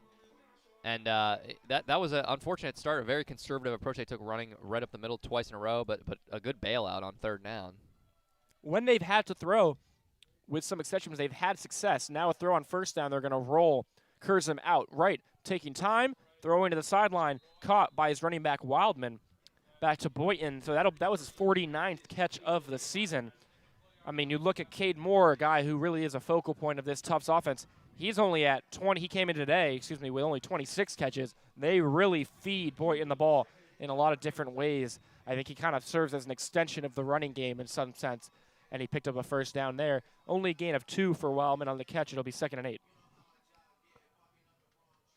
Love when Hamilton gets out of the pocket and sort of reestablishes protection while your quarterback's rolling, and allows him to read the defense in a levels concept like that and find people underneath. They need to keep attacking through the air. Rush up the middle for a strong gain, close to a 1st down for Wildman. And Boynton is the NESCAC leader in receptions on the season. Came into today 11 ahead of the next guy, and he'll be extending that, 8 ahead of the next guy, Nolan O'Brien, who we saw with Trinity last week. He'll extend that pretty easily today. Definitely pretty impressive the way he racks up those receptions. Just would like to turn it maybe into a little bit more of an efficient gain on offense. Now, they will give a 1st down, so 1st and 10. Running game getting going. They'll hand it off again. Or tries to bounce it outside and hurdles and gets flipped over as a flag comes flying in. Maybe not the wisest hurdle. There will be a flag on the offense. Heck of an acrobatic play there from Orr, though. Trying to go up and over the defender. But that's a dangerous play to make, especially when you get your legs taken out and you're falling on your neck area like that. He did a full flip on that play, and it'll be for nothing. Yeah. With a hold on the offense, moving him back. Well, it would have been for nothing anyways. I think it would have been 2nd and 9. But alas, now you're definitely in a situation on 1st and long where this is where you can run some screen concepts to open it up. But then you got to start slinging the rock a little bit. Yeah, we've yet to really see Hamilton take a shot truly downfield, even though they have had success, and the quarterback Curzum has been pretty efficient in the passing game so far. He's 16 for 20 for 123 yards. That's pretty hard to beat, and definitely one of his better games of the season so far. But yet to really open up the offense. Tufts defenders feigning blitz at the line. They will send it. Curzum, plenty of time though, steps back. That's the longest pass of the day, and it is just knocked incomplete at the end in the hands of Ezra Lombardi. But strong defense from Henry Forelli at the end of that play, and an incompletion. Great ball. Should have definitely been a catch, I think. But Curzum doing that was the first time right on cue when we're asking for him to stretch the field, push the ball downfield. That's where the openings are in this Tufts defense, because they're kind of egging you on to throw it deep. They know you don't want to. They know you want to take these underneath routes, these screen passes. You can beat them long, especially when you got guys like Ezra Lombardi who's going to make a guy miss like that. A little speedy, can win on the outside. And I think just don't let that play dissuade you from going back to it again. And here's Curzum looking downfield, standing in the pocket, and brought down, sacked on the play. A huge sack on second down from Will Duncanson. And that'll set up a third and a very, very long. Hamilton's been killed by sacks all year. Coming into this game, second in the NESCAC in terms of sacks against, sacks taken. And right here, this is not the first time we've seen them in this third and forever look. I think we saw it earlier, so maybe Hamilton needs to start developing a play call sheet for 3rd and 30, as this is the second time we've seen him in a 3rd and 27 situation. Yeah, and Curzum just held on to the ball a little bit too long. Duncanson got in there. And so the jumbo pass rush having some success today against an offensive line that has struggled at times this year protecting Curzum. 3rd and 26, they're going to roll Curzum out again. He's going to throw across the middle. Hauled in. Caught by Lucas Perez Signini yet again. He's been having a nice day, but that one will be short of the first down marker and set up a punt. So the double dip does not happen. They gave up 3 to the Jumbos in the first, so I suppose the double dip was dead on arrival. Yeah. But they can't get points at the start of the second half, and they'll give the ball back to the Jumbos, who will be glad to have an opportunity to extend their lead to 3 possessions. A little confused what the script was coming out of halftime. To us, it felt like a conservative approach was not the way that you're going to beat the Jumbos, but they came out and did that anyways. And I'm just not sure that really was executed on that drive. Ty Hoy's punt was high and sailed out of bounds at around the 25-yard line.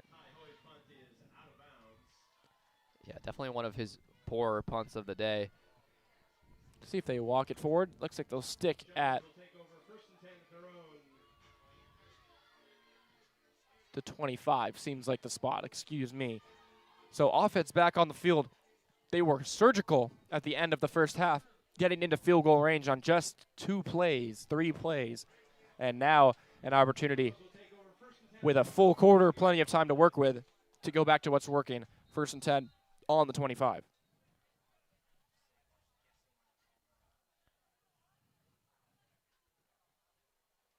Shapiro in at running back. Berluti throws left quickly and caught by Matt Greco, who we looked to early today. Greco's been working the sidelines and getting some decent yards, so that'll set up a 2nd and reasonable. Greco with his 4th catch of the day. Should put him close to 20 yards. Has been a great little underneath player for Berluti so far. 2nd and 5. Berluti looking to the left side yet again. That time, Matt Rios brings it in, his first catch since his 46-yard touchdown, and that will bring a 1st down. I like this approach from the Jumbos. I think this drive here is where you can take control and put this game essentially out of reach so that your ensuing offensive drives can then be really methodical, long, time-wasting drives to put the game away. Got up to the line quickly, threw quickly, caught by Cade Moore, but that won't be a gain of too much. Pretty great tackle on the play from Joe Cairns, who is actually, if you are a longtime viewer, the former starting quarterback of this Hamilton team. 4 years ago, he was their starter. Now he is a defender at defensive back, and he makes a great tackle right there. Hand off to Shapiro, and he's got plenty of room. Breaks the tackle. Diving tackle won't get him. Shapiro down inside the 5-yard line and breaks open a big one, though a flag is on the field. I think that's coming back. Looked to be like a pretty big hold on the play. And they are walking it back.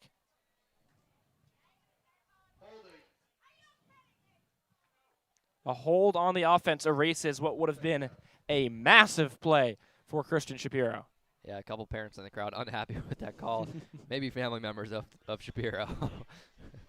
Vocally displeased. I think a hold did set up that run, though, and so it won't count. That would have been the biggest run of the day for either team, but instead it will be 2nd and 19. After the holding penalty, it'll be 2nd and 19 for the Jumbos. We've seen a lot of long down and distances today. I think, Hamilton seeing twice, 3rd and 28. Now Tufts seeing 2nd and 20. They're going to go to the quick game, find Cade Moore on the screen pass, cuts up field, breaks a tackle down near the midfield line. He got most of that one back in one play. I generally love screen passes when you're really far behind the sticks. You get get the ball in the hands of a playmaker and allow him to get space and make men miss. It's an easy way to pick up a large chunk of that penalty yardage back after a mistake. Now you're set up with the 3rd and 1. If you're Hamilton, they've made a stop before on 3rd and 1 when Tufts decided to get a little conservative and run up the middle with Shapiro. Tufts looks to be going pretty heavy here with 3 men in the backfield. Yeah, I call that a jumbo package. 3rd and 1. Handed off to Shapiro and absolutely lit up by Nick Hoff. He came flying in and blew up that 4th down play. Maybe the most impressive defensive play of the day. That's fantastic, and trusting your read, and I'm probably watching a little bit of film too there, knowing that personnel, what are you going to do? Throw out of there? You got 3 guys in the backfield, not a lot of weapons out wide. Just send the house at it and commit on 3rd and 1. Fantastic play. Get the ball back and start establishing an offensive drive. So Nick Hoff, the senior from Parker, Colorado, comes flying in and destroys any chance of the Jumbos converting on 3rd down, and the punt team is on. Low snap for the punter, Andrew Lay. He'll kick that one a high but short punt and bounces right inside the 30. A flag will come in. The punt returner just got clobbered. Yeah. It's Liam Leonard, the punt returner, didn't even get a chance to field the ball because he got tackled mid-play. Probably why you see a yellow flag on the field. Yeah, I think that's going to be a little bit of an unsportsmanlike conduct or personal foul, what have you. But they'll tack on a little bit of extra yardage and set Hamilton up real nicely here. Yeah, interference with the return man. We'll see what the crew chief's call is. Kick catch interference, kicking team number 30. 15 yards. Fair catch interference is the call on the junior Steven Rouso. So they'll move up just a little bit to start off this drive. Neither Hamilton nor Tufts could get really anywhere near the red zone on their first 2 drives of the game, although we did see both teams have some penalties call back what could have been significant plays. So starting on the 44, pretty hard to beat if you're Hamilton, and they will look to get this game back within reach.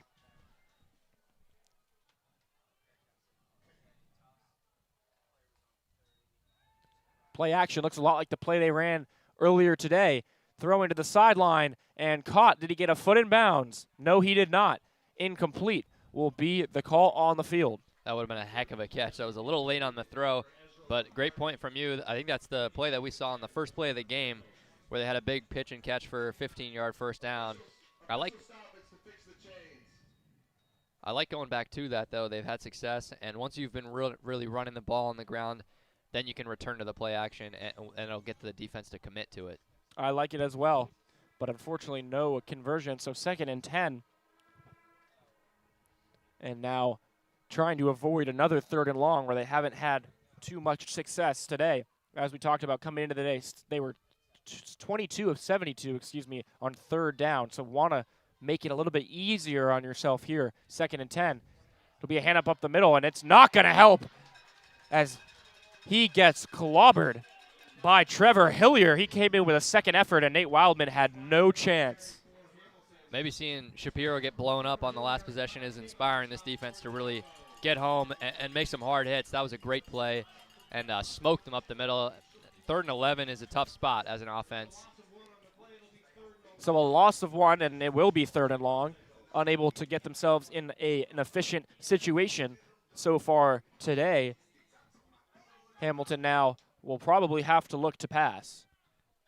3rd down today, they are 2 for 9, trying to make it 3 for 10. Motion, passing, Curzum, wide open on the right side of the field with room to run, and a first down with a juke. Liam Leonard picks it up, and that might have been a miscommunication on Tufts' defense's fault. No one picked up Leonard.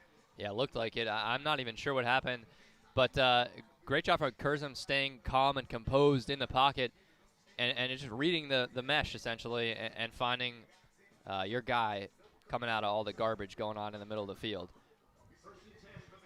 It's one of the first times we've really seen Hamilton convert on those long third down plays. It's nice to see them in plus yardage now. Now 1st down and 10. They want to get ahead of the sticks. Kurzum calling out to his offense. I mean, you see on this left side, there's nobody on those 2 defenders. Will be a hand up the middle and a gain of maybe 4. Tufts is playing really far off. It's in that cover 3 shell. They've got 3 DBs lined up straight across up top, and it's going to allow Hamilton to really take advantage of underneath stuff like runs up the middle, like screen passes, like quick outs. But now you're going to see Tufts adjust into something else. Another handoff. Tries to cut back, a toss forward, and an incomplete pass. That is not a play you see very often. A handoff to the running back, takes a step back, and just looks to throw it to the quarterback. And a throw is a bit of a charitable term. That could be the goofiest play I think I might have seen in my time here. Talk about having a clustered pocket as a running back. You commit to the inside zone run. I mean, obviously the defense is going to be right in your face, and then really fires it lefty over to your quarterback who hasn't even turned around yet. And I don't know, even if you do complete it, it's a gain of maybe 5. And then your quarterback's going to get hit. Yeah, so an interesting play call. At least we've seen a lot of creativity from Hamilton today. They don't run, just a milquetoast offense. Now 3rd and 6, though, and they will have to pass. Kurzum with a brush incoming, throws middle. It is caught, maybe short of the sticks. Yeah, I think if we had the advanced ESPN analytics team, it would recommend to go for it here. Yeah, Perez Signini brought that one in. The chains are not moving, and the offense is on the field. 4th and 1 to go. Offense will remain. Earlier on the 1 yard to go type of plays, we saw the QB sneak come out. I don't know why you wouldn't do it again, really. Yeah, looks like that could be the play. They've got I don't know. Kurzum under center. One running back behind him. He'll try to run forward. He pitches it back, but he was down. His knee hit the ground before he got that pitch off. The referees whistled it dead, and that's a 4th down stop for the Jumbos. A very strange play. Gosh, we just saw 2 of maybe the weirdest play calls in the NESCAC with the running back pass followed by the pitch option on 4th and 1. I'm the biggest hater of outside runs on 4th and 1. I think they are useless and they take up too much time to develop, and the defense can always flood to it. I think it's a risky move, and yes, you could get a big gain out of it, but right there, you trust your big guys up front to get you 1 yard. So Jumbos take back over on the 36-yard line after a strange couple of plays for Hamilton. Berluti looking to pass on 1st down. He throws left, caught, and brought down at around the 42-yard line. That is C.J. Burton. And Berluti loves to spread the ball around, really getting everyone involved. We've seen Burton. We've seen Keller Rogers in the game, though he hasn't gotten the ball as of yet. Andre Smith in at running back. Under 3 minutes now here in the 3rd quarter. Berluti throwing yet again. Looking to Andre Smith. He has him. Smith gets by one defender and is spun out of bounds. Enough, however, for a 1st down. I like that play call with Hamilton playing really far off again. Berluti content taking these screen passes, and I like the usage of Andre Smith in the backfield. He adds that shifty element that maybe Shapiro doesn't give you on a lot of these screen passes to your running back. Another nice large chunk pickup from Andre Smith, who does have 2 carries on the day for 43 yards. And a big kick return. Absolutely. So 1st and 10. Andre Smith in motion. Berluti steps up. He'll look to run. Drag down. If that hadn't been for that tackle from Chase White, Berluti may have had a lot of daylight. So a big chunk-saving play from White. Great heads-up play to just grab cloth and sink, because if you let go of that, he's probably gone. Nobody remained in the middle of the field when Tufts motioned Andre Smith to the left, and it could have gotten ugly there. They'll take the gain of 2. 2nd and 8. A lot of passing on this drive. That one thrown to the sideline and caught by Henry Fleckner. I think he brought that one in. They'll say it was a reception. Fleckner makes a great grab on the sideline. to pick up a first down. Fleckner, again, this offense just has so many different guys, and all of them so reliable for Michael Berluti. And Fleckner, the baseball star, comes in clutch right there for a first down. First down throwing again, quickly out to the left side. C.J. Burton, jump cut, and brought down, short gain. I think the biggest difference you'll see from this Tufts offense to the Hamilton offense is what you just said, the involvement of a bunch of different pass catchers. Hamilton just struggles to spread the ball out, really doesn't have the wide arsenal of playmakers that Tufts does. Berluti relies on anybody on the field to make a big play for him, and most of them at his call will make that play that he needs. Hamilton just has not had that type of success yet. And it's pretty clear that the trust is there with all of these guys. That's what matters. Berluti throwing again.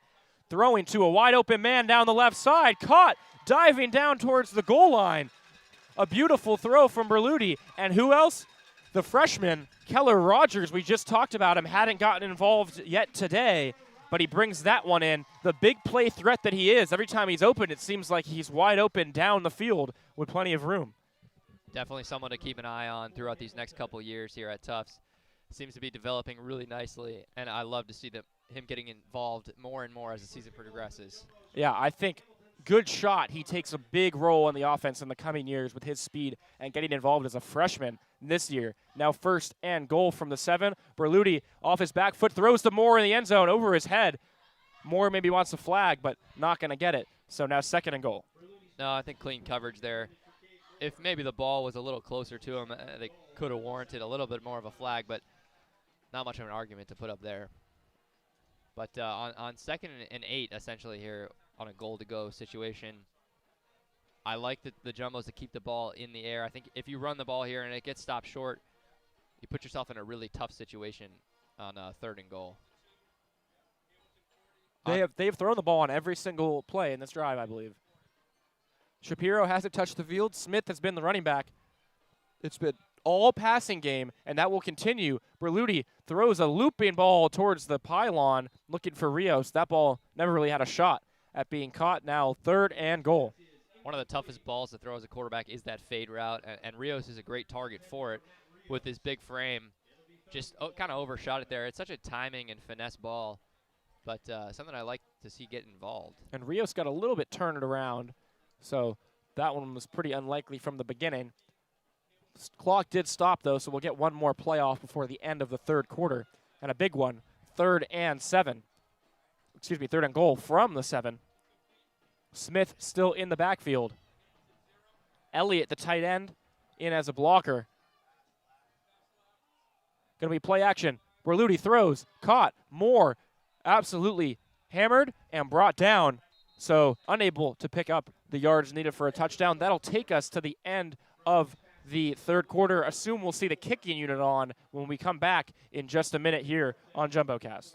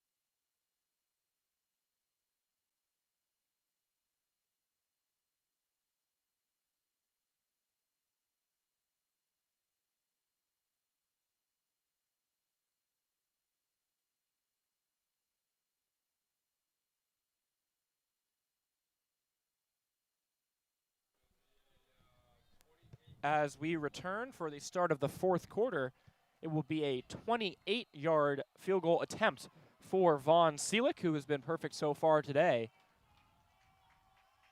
He had a 40-plus yarder at the end of the first half. 28-yarder, good as well. That drive, pretty interesting in that the Jumbos didn't put the ball on the ground a single time. We came into today with an eye on Christian Shapiro, who it looked like was gaining steam coming into today. Henry, what did we see with him coming in, and what have we not seen that we might have expected? Shapiro's there's certainly been a little bit of game script dependent. Last week against Bates, they were blowing him out. Obviously, you want to run the clock out and give it to your guy.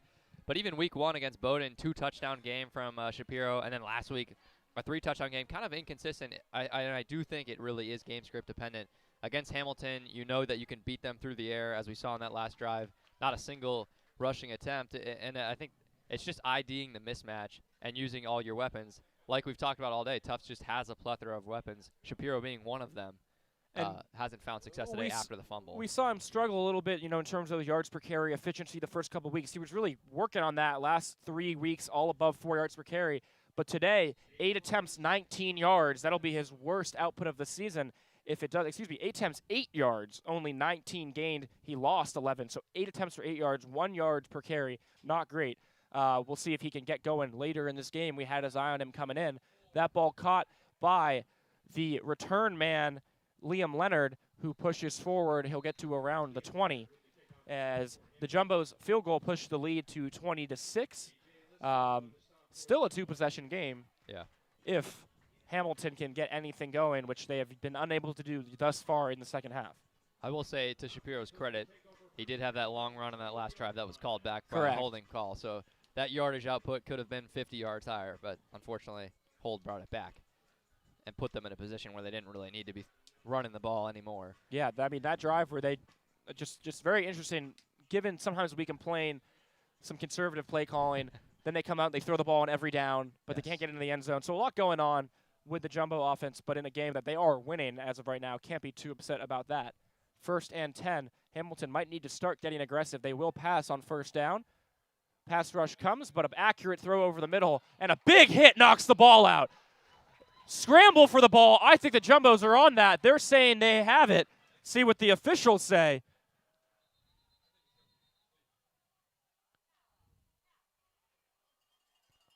We're waiting on the call.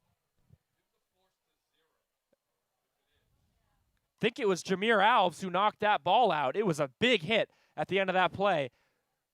I'm not sure. It could be an incomplete pass. I'm not sure he really even made a football move once he had that in his hand. They're I'm curious what the refs are going to say. Players want to say it's Jumbo ball. Referees don't agree. Referees are saying it's Hamilton ball. On the field is a catch followed by a fumble. There was simultaneous possession by the offense's ball. So simultaneous possession is what they're going to call. 2 guys in that pile had the ball at the same time. Guess apparently that tie goes to the offense. Never heard that one before. Yeah. And a lucky break because that was a big hit. And they'll get the 1st down out of it too.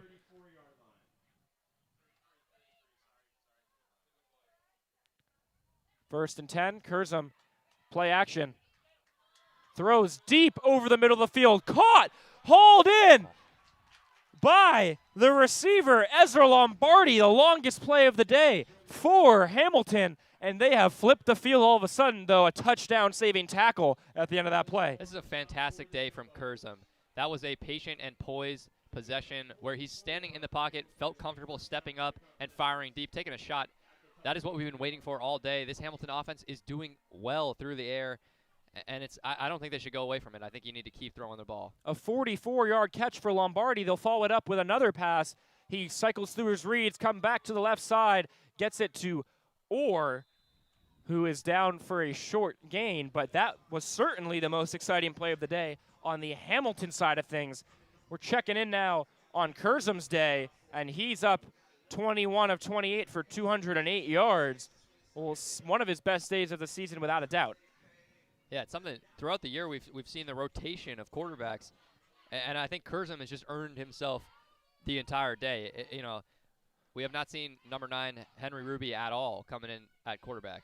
Yeah, we talked about that coming in, but doesn't look like we'll see it. Another throw. They're definitely sticking with the passing game. Curzum's going to roll out right, throw to the sideline. My view is blocked a little bit. They're going to say it is a reception. Caught on the sideline by Liam Leonard for a short gain. And Curzum really has done a good job keeping the ball out of harm's way thus far today. He's had troubles with turnovers, more interceptions than touchdowns coming into today, but today really hasn't put a single pass in a position to make a turnover. No, he looks mature, and it's kind of signs that your signal caller is becoming into his veteran stages is when he really starts taking care of the ball. We've seen him throw the ball away and keep it low and out of the way of defenders all day. Looks like a designed run, but he flips around No and throws way. back to the lineman. Caught by number 77, Jake LaMalva. An unbelievably designed play. LaMalva was an eligible receiver, 6'1", 307 pounds, and what looked like was a designed run turns into a first down, a big man first down. That is the coolest play call I think we've seen in a long time. What a gutsy call. And this is what I talked about in the pregame. Get creative. How's Tufts going to know that you're going to throw it to your 300-pound lineman? They're not. They don't see that on film. You've never done that before. That's unbelievable. They have gotten creative. Maybe a page out of the Ben Johnson playbook. Throw into the lineman. Dan Campbell's dream right there. And now a first down. Hamilton will take a timeout. We'll be right back here on JumboCast.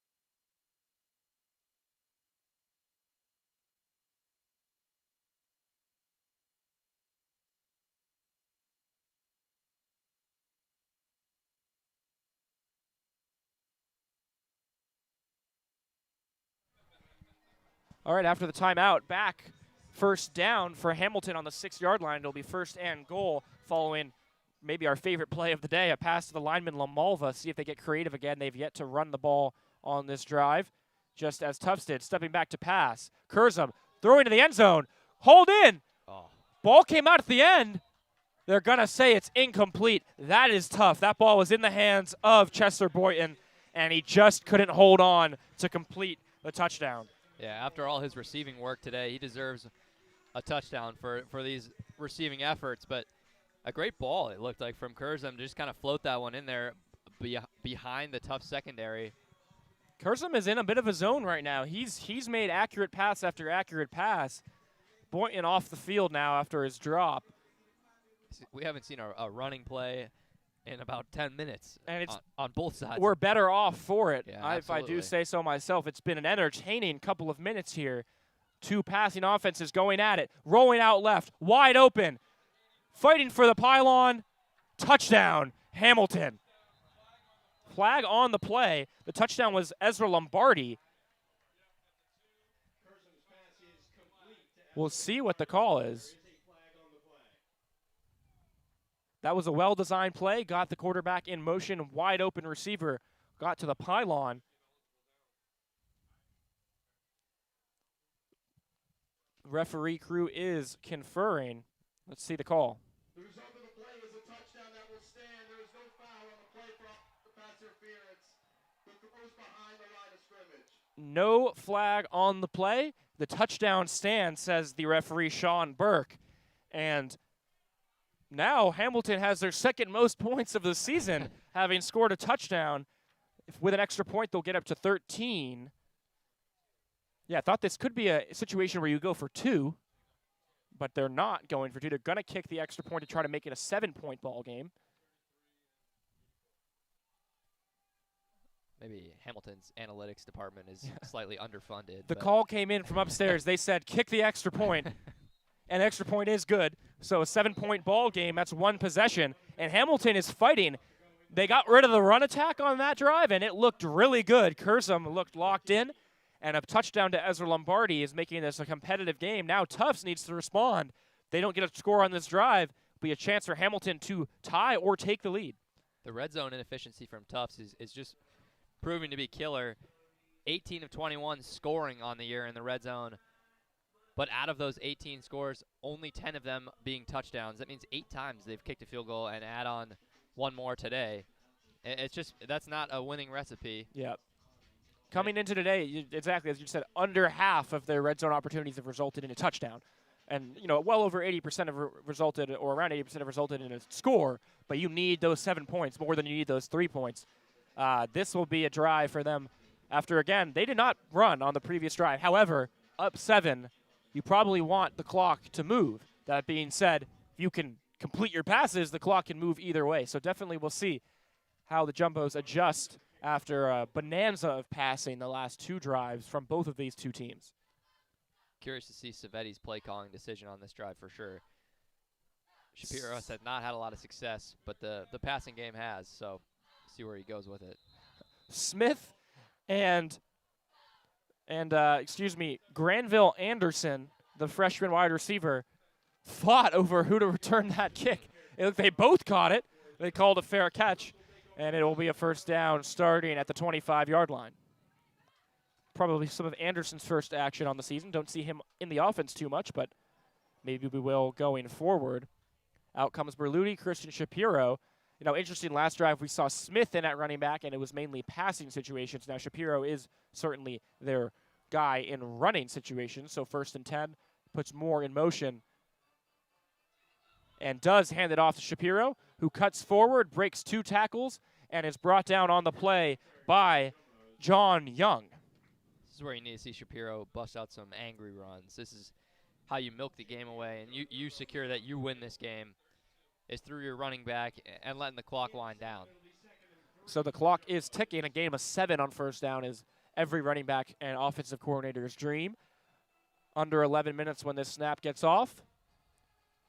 Play action, fires over the middle to Moore. Caught, breaks a tackle, and hit from behind, but moves forward down past the 45-yard line. And that's how you use the run to set up the pass. Yeah, some great analysis from the play-by-play commentator Jared Cohen. Maybe a bit of a QB guru himself. Who knows? I'll take the credit. Has played quarterback for our flag football team now twice. I did throw 8 touchdowns in relief last week. A big win. Fortunately, we couldn't get it done this week. On this field here at Bello. 1st and 10 now on the 47. Hand off to Shapiro. He's got a head of steam, but tripped up. Still a good gain. A couple of shoestring tackles today have saved Hamilton from massive gains. Another one right there. Still a solid gain, and you're happy taking a gain of 3 or 4 every carry with 10 minutes to go in the 4th. And we've seen the Jumbos have some fourth quarter drives that killed a lot of time. Saw it a couple weeks ago against Amherst. They had a drive that took up essentially the entire fourth quarter. That drive, they didn't pass the ball a single time. It was on the ground every play.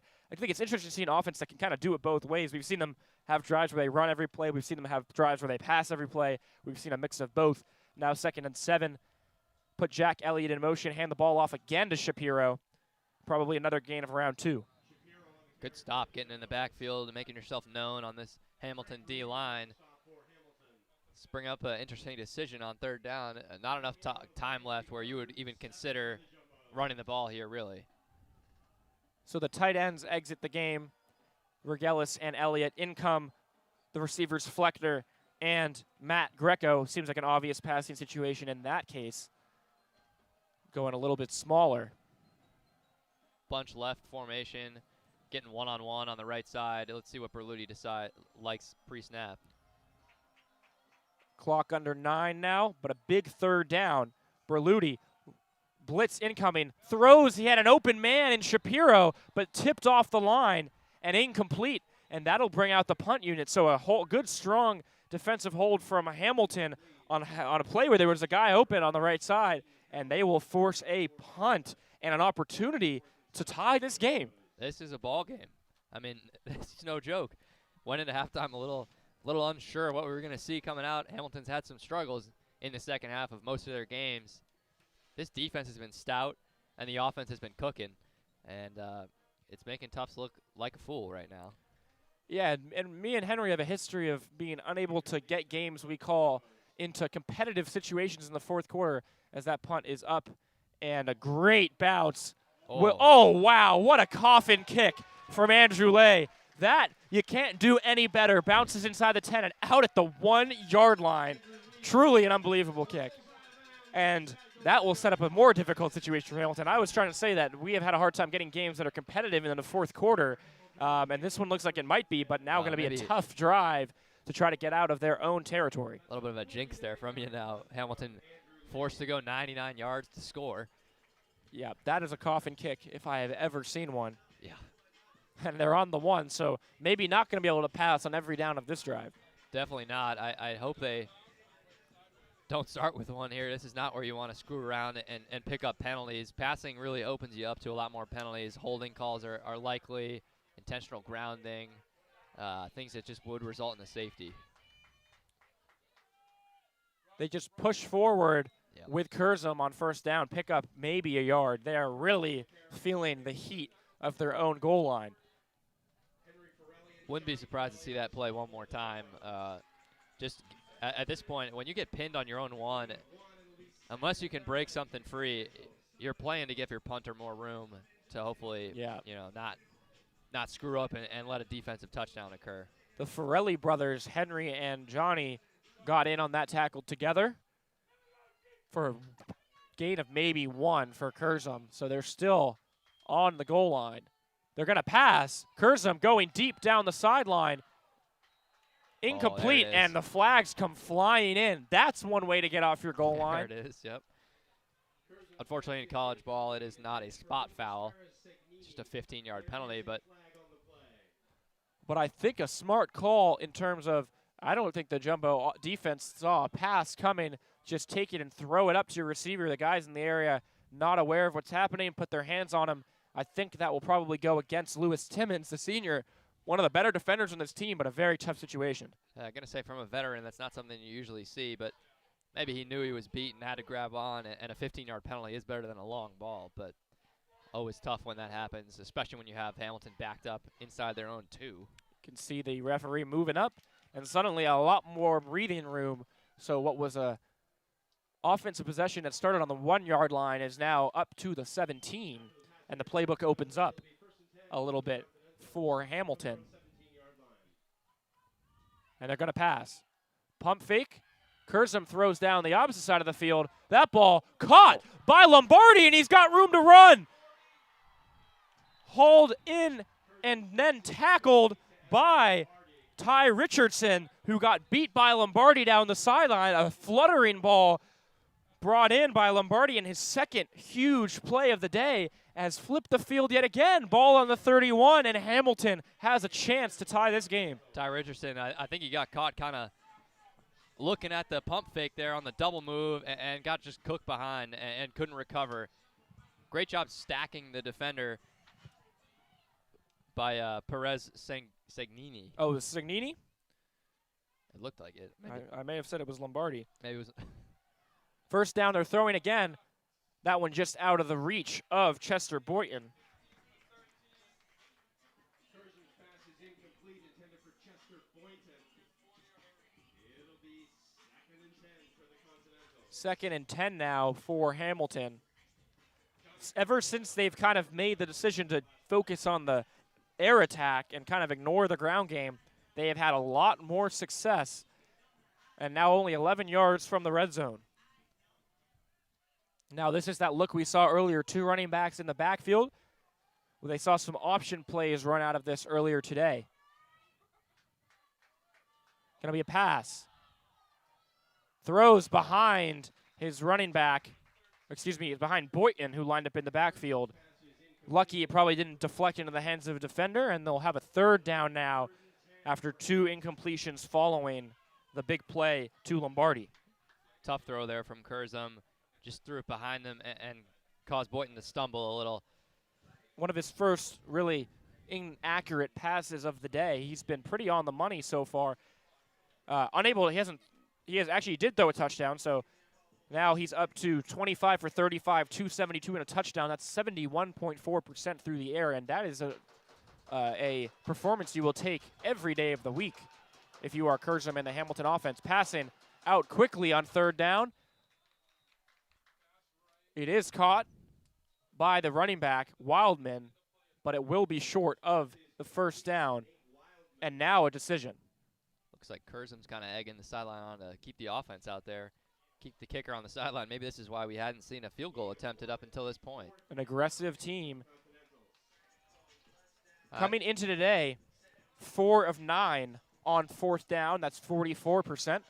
They're going to go for it right here. They already converted one earlier today and did not convert one earlier today on a big run that was kind of went wrong when the quarterback Curzon fell down. Now 4th and 9 to go. This could decide the game. Curzon looking to pass. Plenty of time. He's going to step up. Does he want to run? Does he want to throw? Going to pass it back over the middle of the field.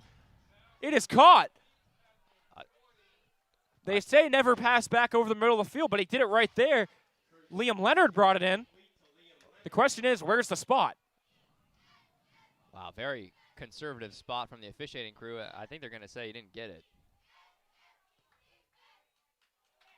Wow. Stopped short of the line to gain. Luke Curzon rolled out right. He had nowhere to go. He looked back over the middle. He found Liam Leonard on an improbable pass, but not enough for a first down. The offense comes off the field. Berluti and Tufts will have a chance to ice this game now after what was a promising drive for Hamilton ended in disappointment. Tufts still not out of the weeds, though. This Hamilton team with 6 minutes left, a 3-and-out here would give them another opportunity to take a scoring chance. And again, we haven't mentioned it in a little while. Last year, it was 17-0 Tufts, and it was Hamilton who scored 17 consecutive points and won in overtime. So I think it's easy to remember that this game is not over until it's over, and anything really could happen. Jumbo's happy to get a stop there, but still only a one-possession game. And Hamilton has had moments so far today where they have done a great job against this Tufts offense and gotten them off the field quickly. Certainly, still a lot of deliberation going on here. I think some questions coming in from the coaching staff about whether or not he did get over the line, which it did look to be a first down from my point of view. A completed catch at the 20 with forward progress. First down. Yeah. And after a long deliberation and a period in which the Hamilton defense came onto the field, the referee clarifies the call. Forward progress will give a first down to the Hamilton offense. So not so fast. We won't see Berluti try to ice the game. We will see a continuation of this drive. I'm not sure what changed in the 2 minutes there that the defense came onto the field. Maybe we were presumptuous to assume, but either way, that improbable 4th down play is a conversion, and now it's on the Tufts defense to stop a Hamilton offense that's now in the red zone on the 20-yard line. I think that is a good job from the back judge, though, coming in and using his better advantage on the play, because up here it really did look like he got to that first down marker, and I think he was behind it. The crowd is getting loud here as Curzon is looking to pass yet again. Rush incoming. Curzon tries to throw it away. Almost picked off on the sideline. An incomplete pass. Henry Forelli came flying in to make a play on that ball because the pressure was in Curzon's face, but incomplete, and they'll get another shot on 2nd and 10. Yeah, with this second life from this Hamilton offense, would like to see them stay aggressive. That's a scary play to make, but keep firing through the air. You've had success. Find your guy, Boynton. Found him once earlier, and I would look back to him again. So 2nd and 10. Loudest the crowd has been all day. It is another pass. Stands in the pocket, throws left side. Boynton hauls it in. First down, Hamilton. Absolutely. That's who you're. Oh. Flag down. Curzon is shaken up. Holding on the offense is the call. Matt Morgan, the senior from Washington State.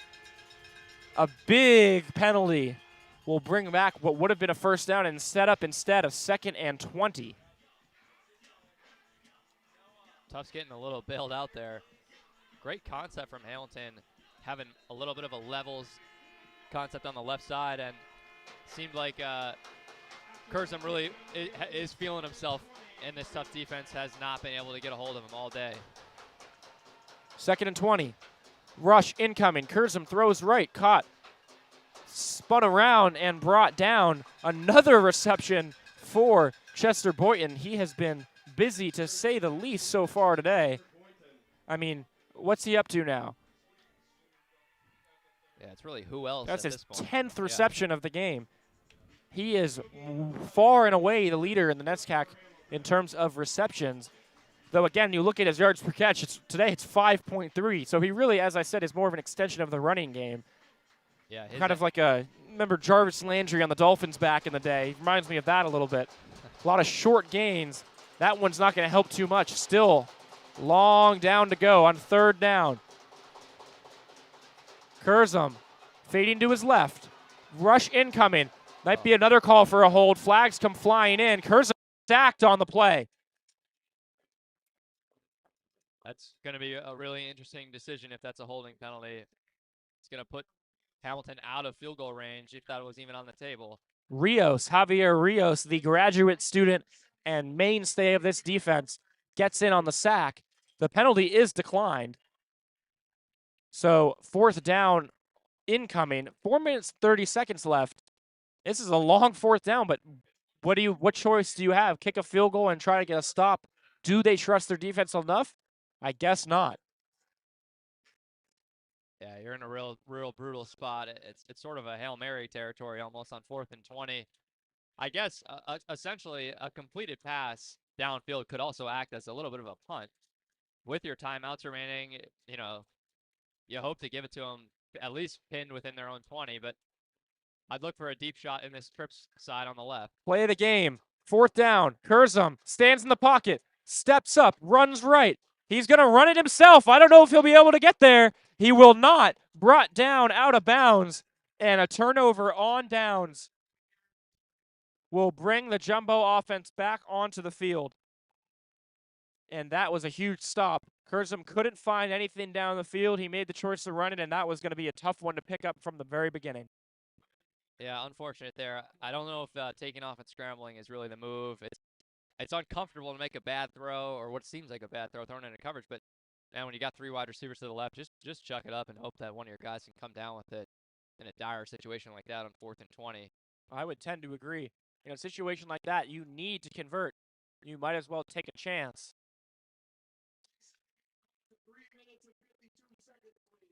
Now on the Tufts offensive side here, you need to be disciplined. No penalties. Gaining 3 to 4 yards a carry with your guy Shapiro, and salt this game away with 4 minutes left. That's about 2 first downs. 3 first downs could win it.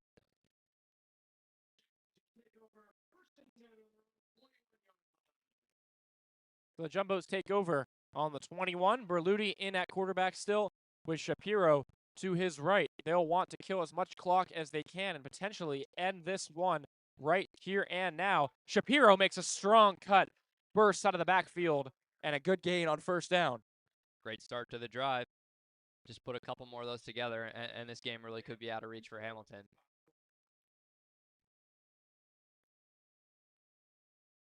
Gain of 6 for Shapiro, who definitely has put together a nice half after struggling in the first half. He's now up to 18 yards on the ground, albeit on 12 carries. Berluti, 23 for 31, 274, and a touchdown. Both quarterbacks above 70%, above 250 yards, both with a touchdown and no interception. 2nd and 4 now, clock ticking near 3 minutes. Hand off to Shapiro. Dives forward, but he'll be short of the 1st down.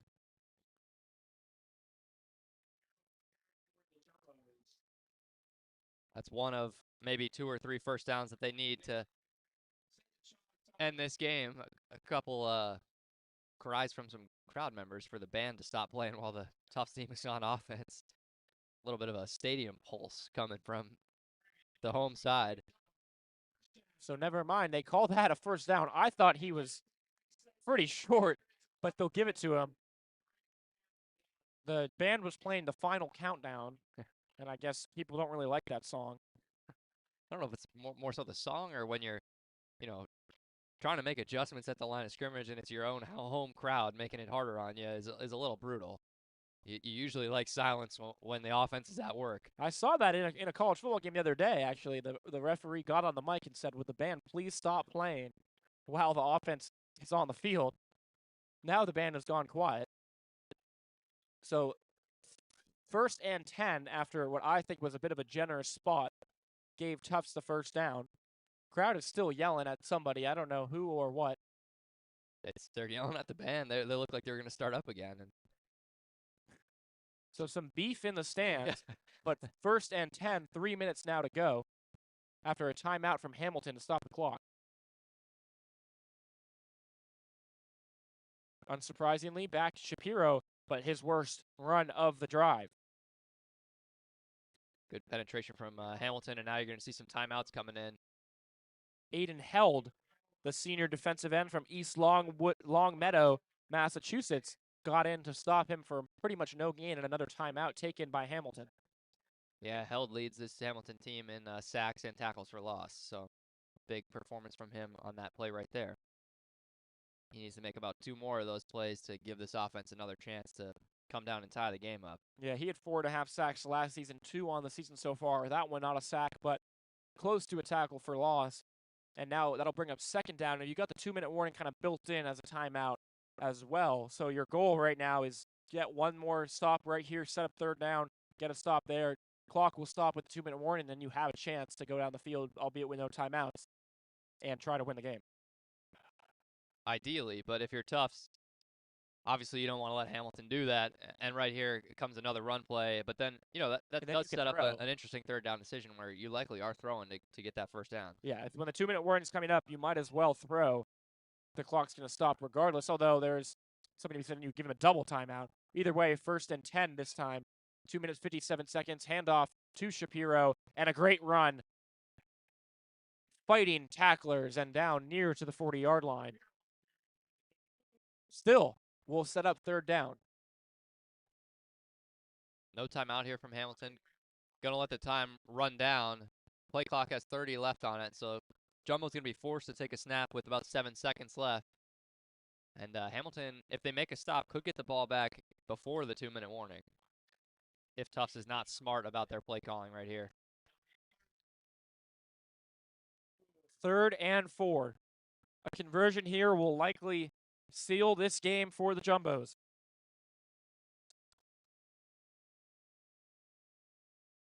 The snap kept by Berluti, and a 1st down. He'll slide. A late hit. He's excited. Flag comes flying in, and that might do it for the Jumbos. A great keeper from Berluti on the read option picks up the 1st down. Heads up play from your captain, Michael Berluti there, knowing the team's going to sell out on run and just getting a little tricky with it. That DN is eager to get in there and disrupt the mesh, and you hold on, keep it yourself for a big pickup. And then a nice little tacked on to the end there for the late hit. Wait for the call, but have to assume it will be an unnecessary roughness penalty.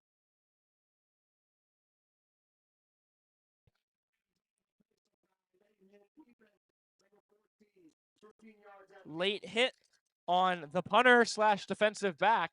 Ty Hoy will move the Jumbos up even more. Does stop the clock before the 2-minute warning. 2:02 on the clock. So 1 built-in timeout, although Hamilton has none left. So assuming another, you think is the clock going to start again? I would assume so. It would seem like they don't usually like to incentivize getting penalties to stop the clock.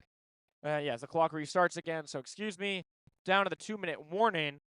We'll be right back after this short break as the Jumbos look to seal this game against the Hamilton Continentals.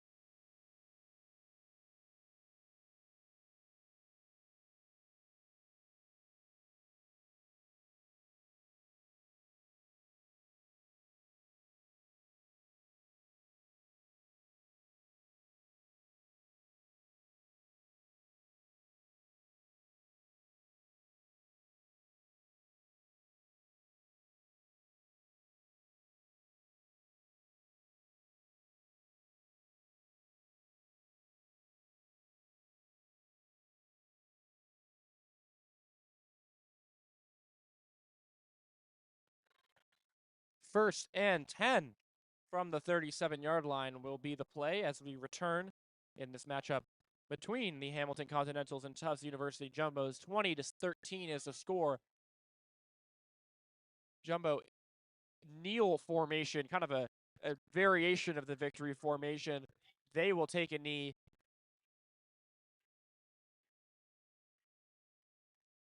Berluti taking a knee. Always the best feeling at the end of a game.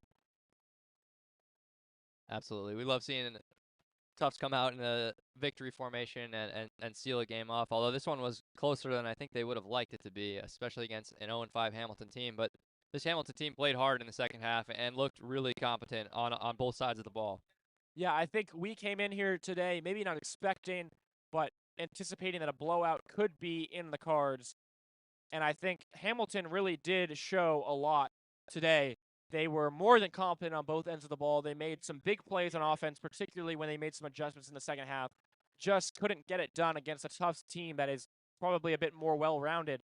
And so Hamilton, unfortunately, will not be able to tack on their first win of the season, but I do think it is one of their more encouraging performances so far this year. Yeah, and it's against a pretty good Tufts team. Maybe this Tufts team isn't as good as we really thought they were. They've certainly shown some inconsistencies across the board. But nonetheless, this is a good team to play hard against if you're the Hamilton Continentals. So looking forward, as Berluti will kneel it one more time to seal the game. Looking forward, the Tufts Jumbos will take on Williams College on October 26th next week at 1:30 p.m. at Williams College. And Hamilton will host Colby College in New York at noon on the 26th as well. So as the clock ticks down, the Jumbos will move to 4-2 with a 20-13 victory over the Hamilton Continentals, and Hamilton will fall to 0-6. They will look next week against Colby to mercifully end what has been a very, very disappointing season and hopefully tack on their first win of the year. Today we saw Berluti lead the Jumbos to another victory. He had 274 yards through the air and a touchdown, as well as 43 yards and a touchdown on the ground. Another strong performance from him. We saw Matt Rios with a 46-yard touchdown in the first quarter. And while Hamilton tried to keep up behind 283 yards and a touchdown from Curzum, they couldn't do it. And so the Jumbos will leave here with a victory. My name is Jared Cohen. I've been joined by Henry Burns. Thank you for watching here on JumboCast, and please stay home safely.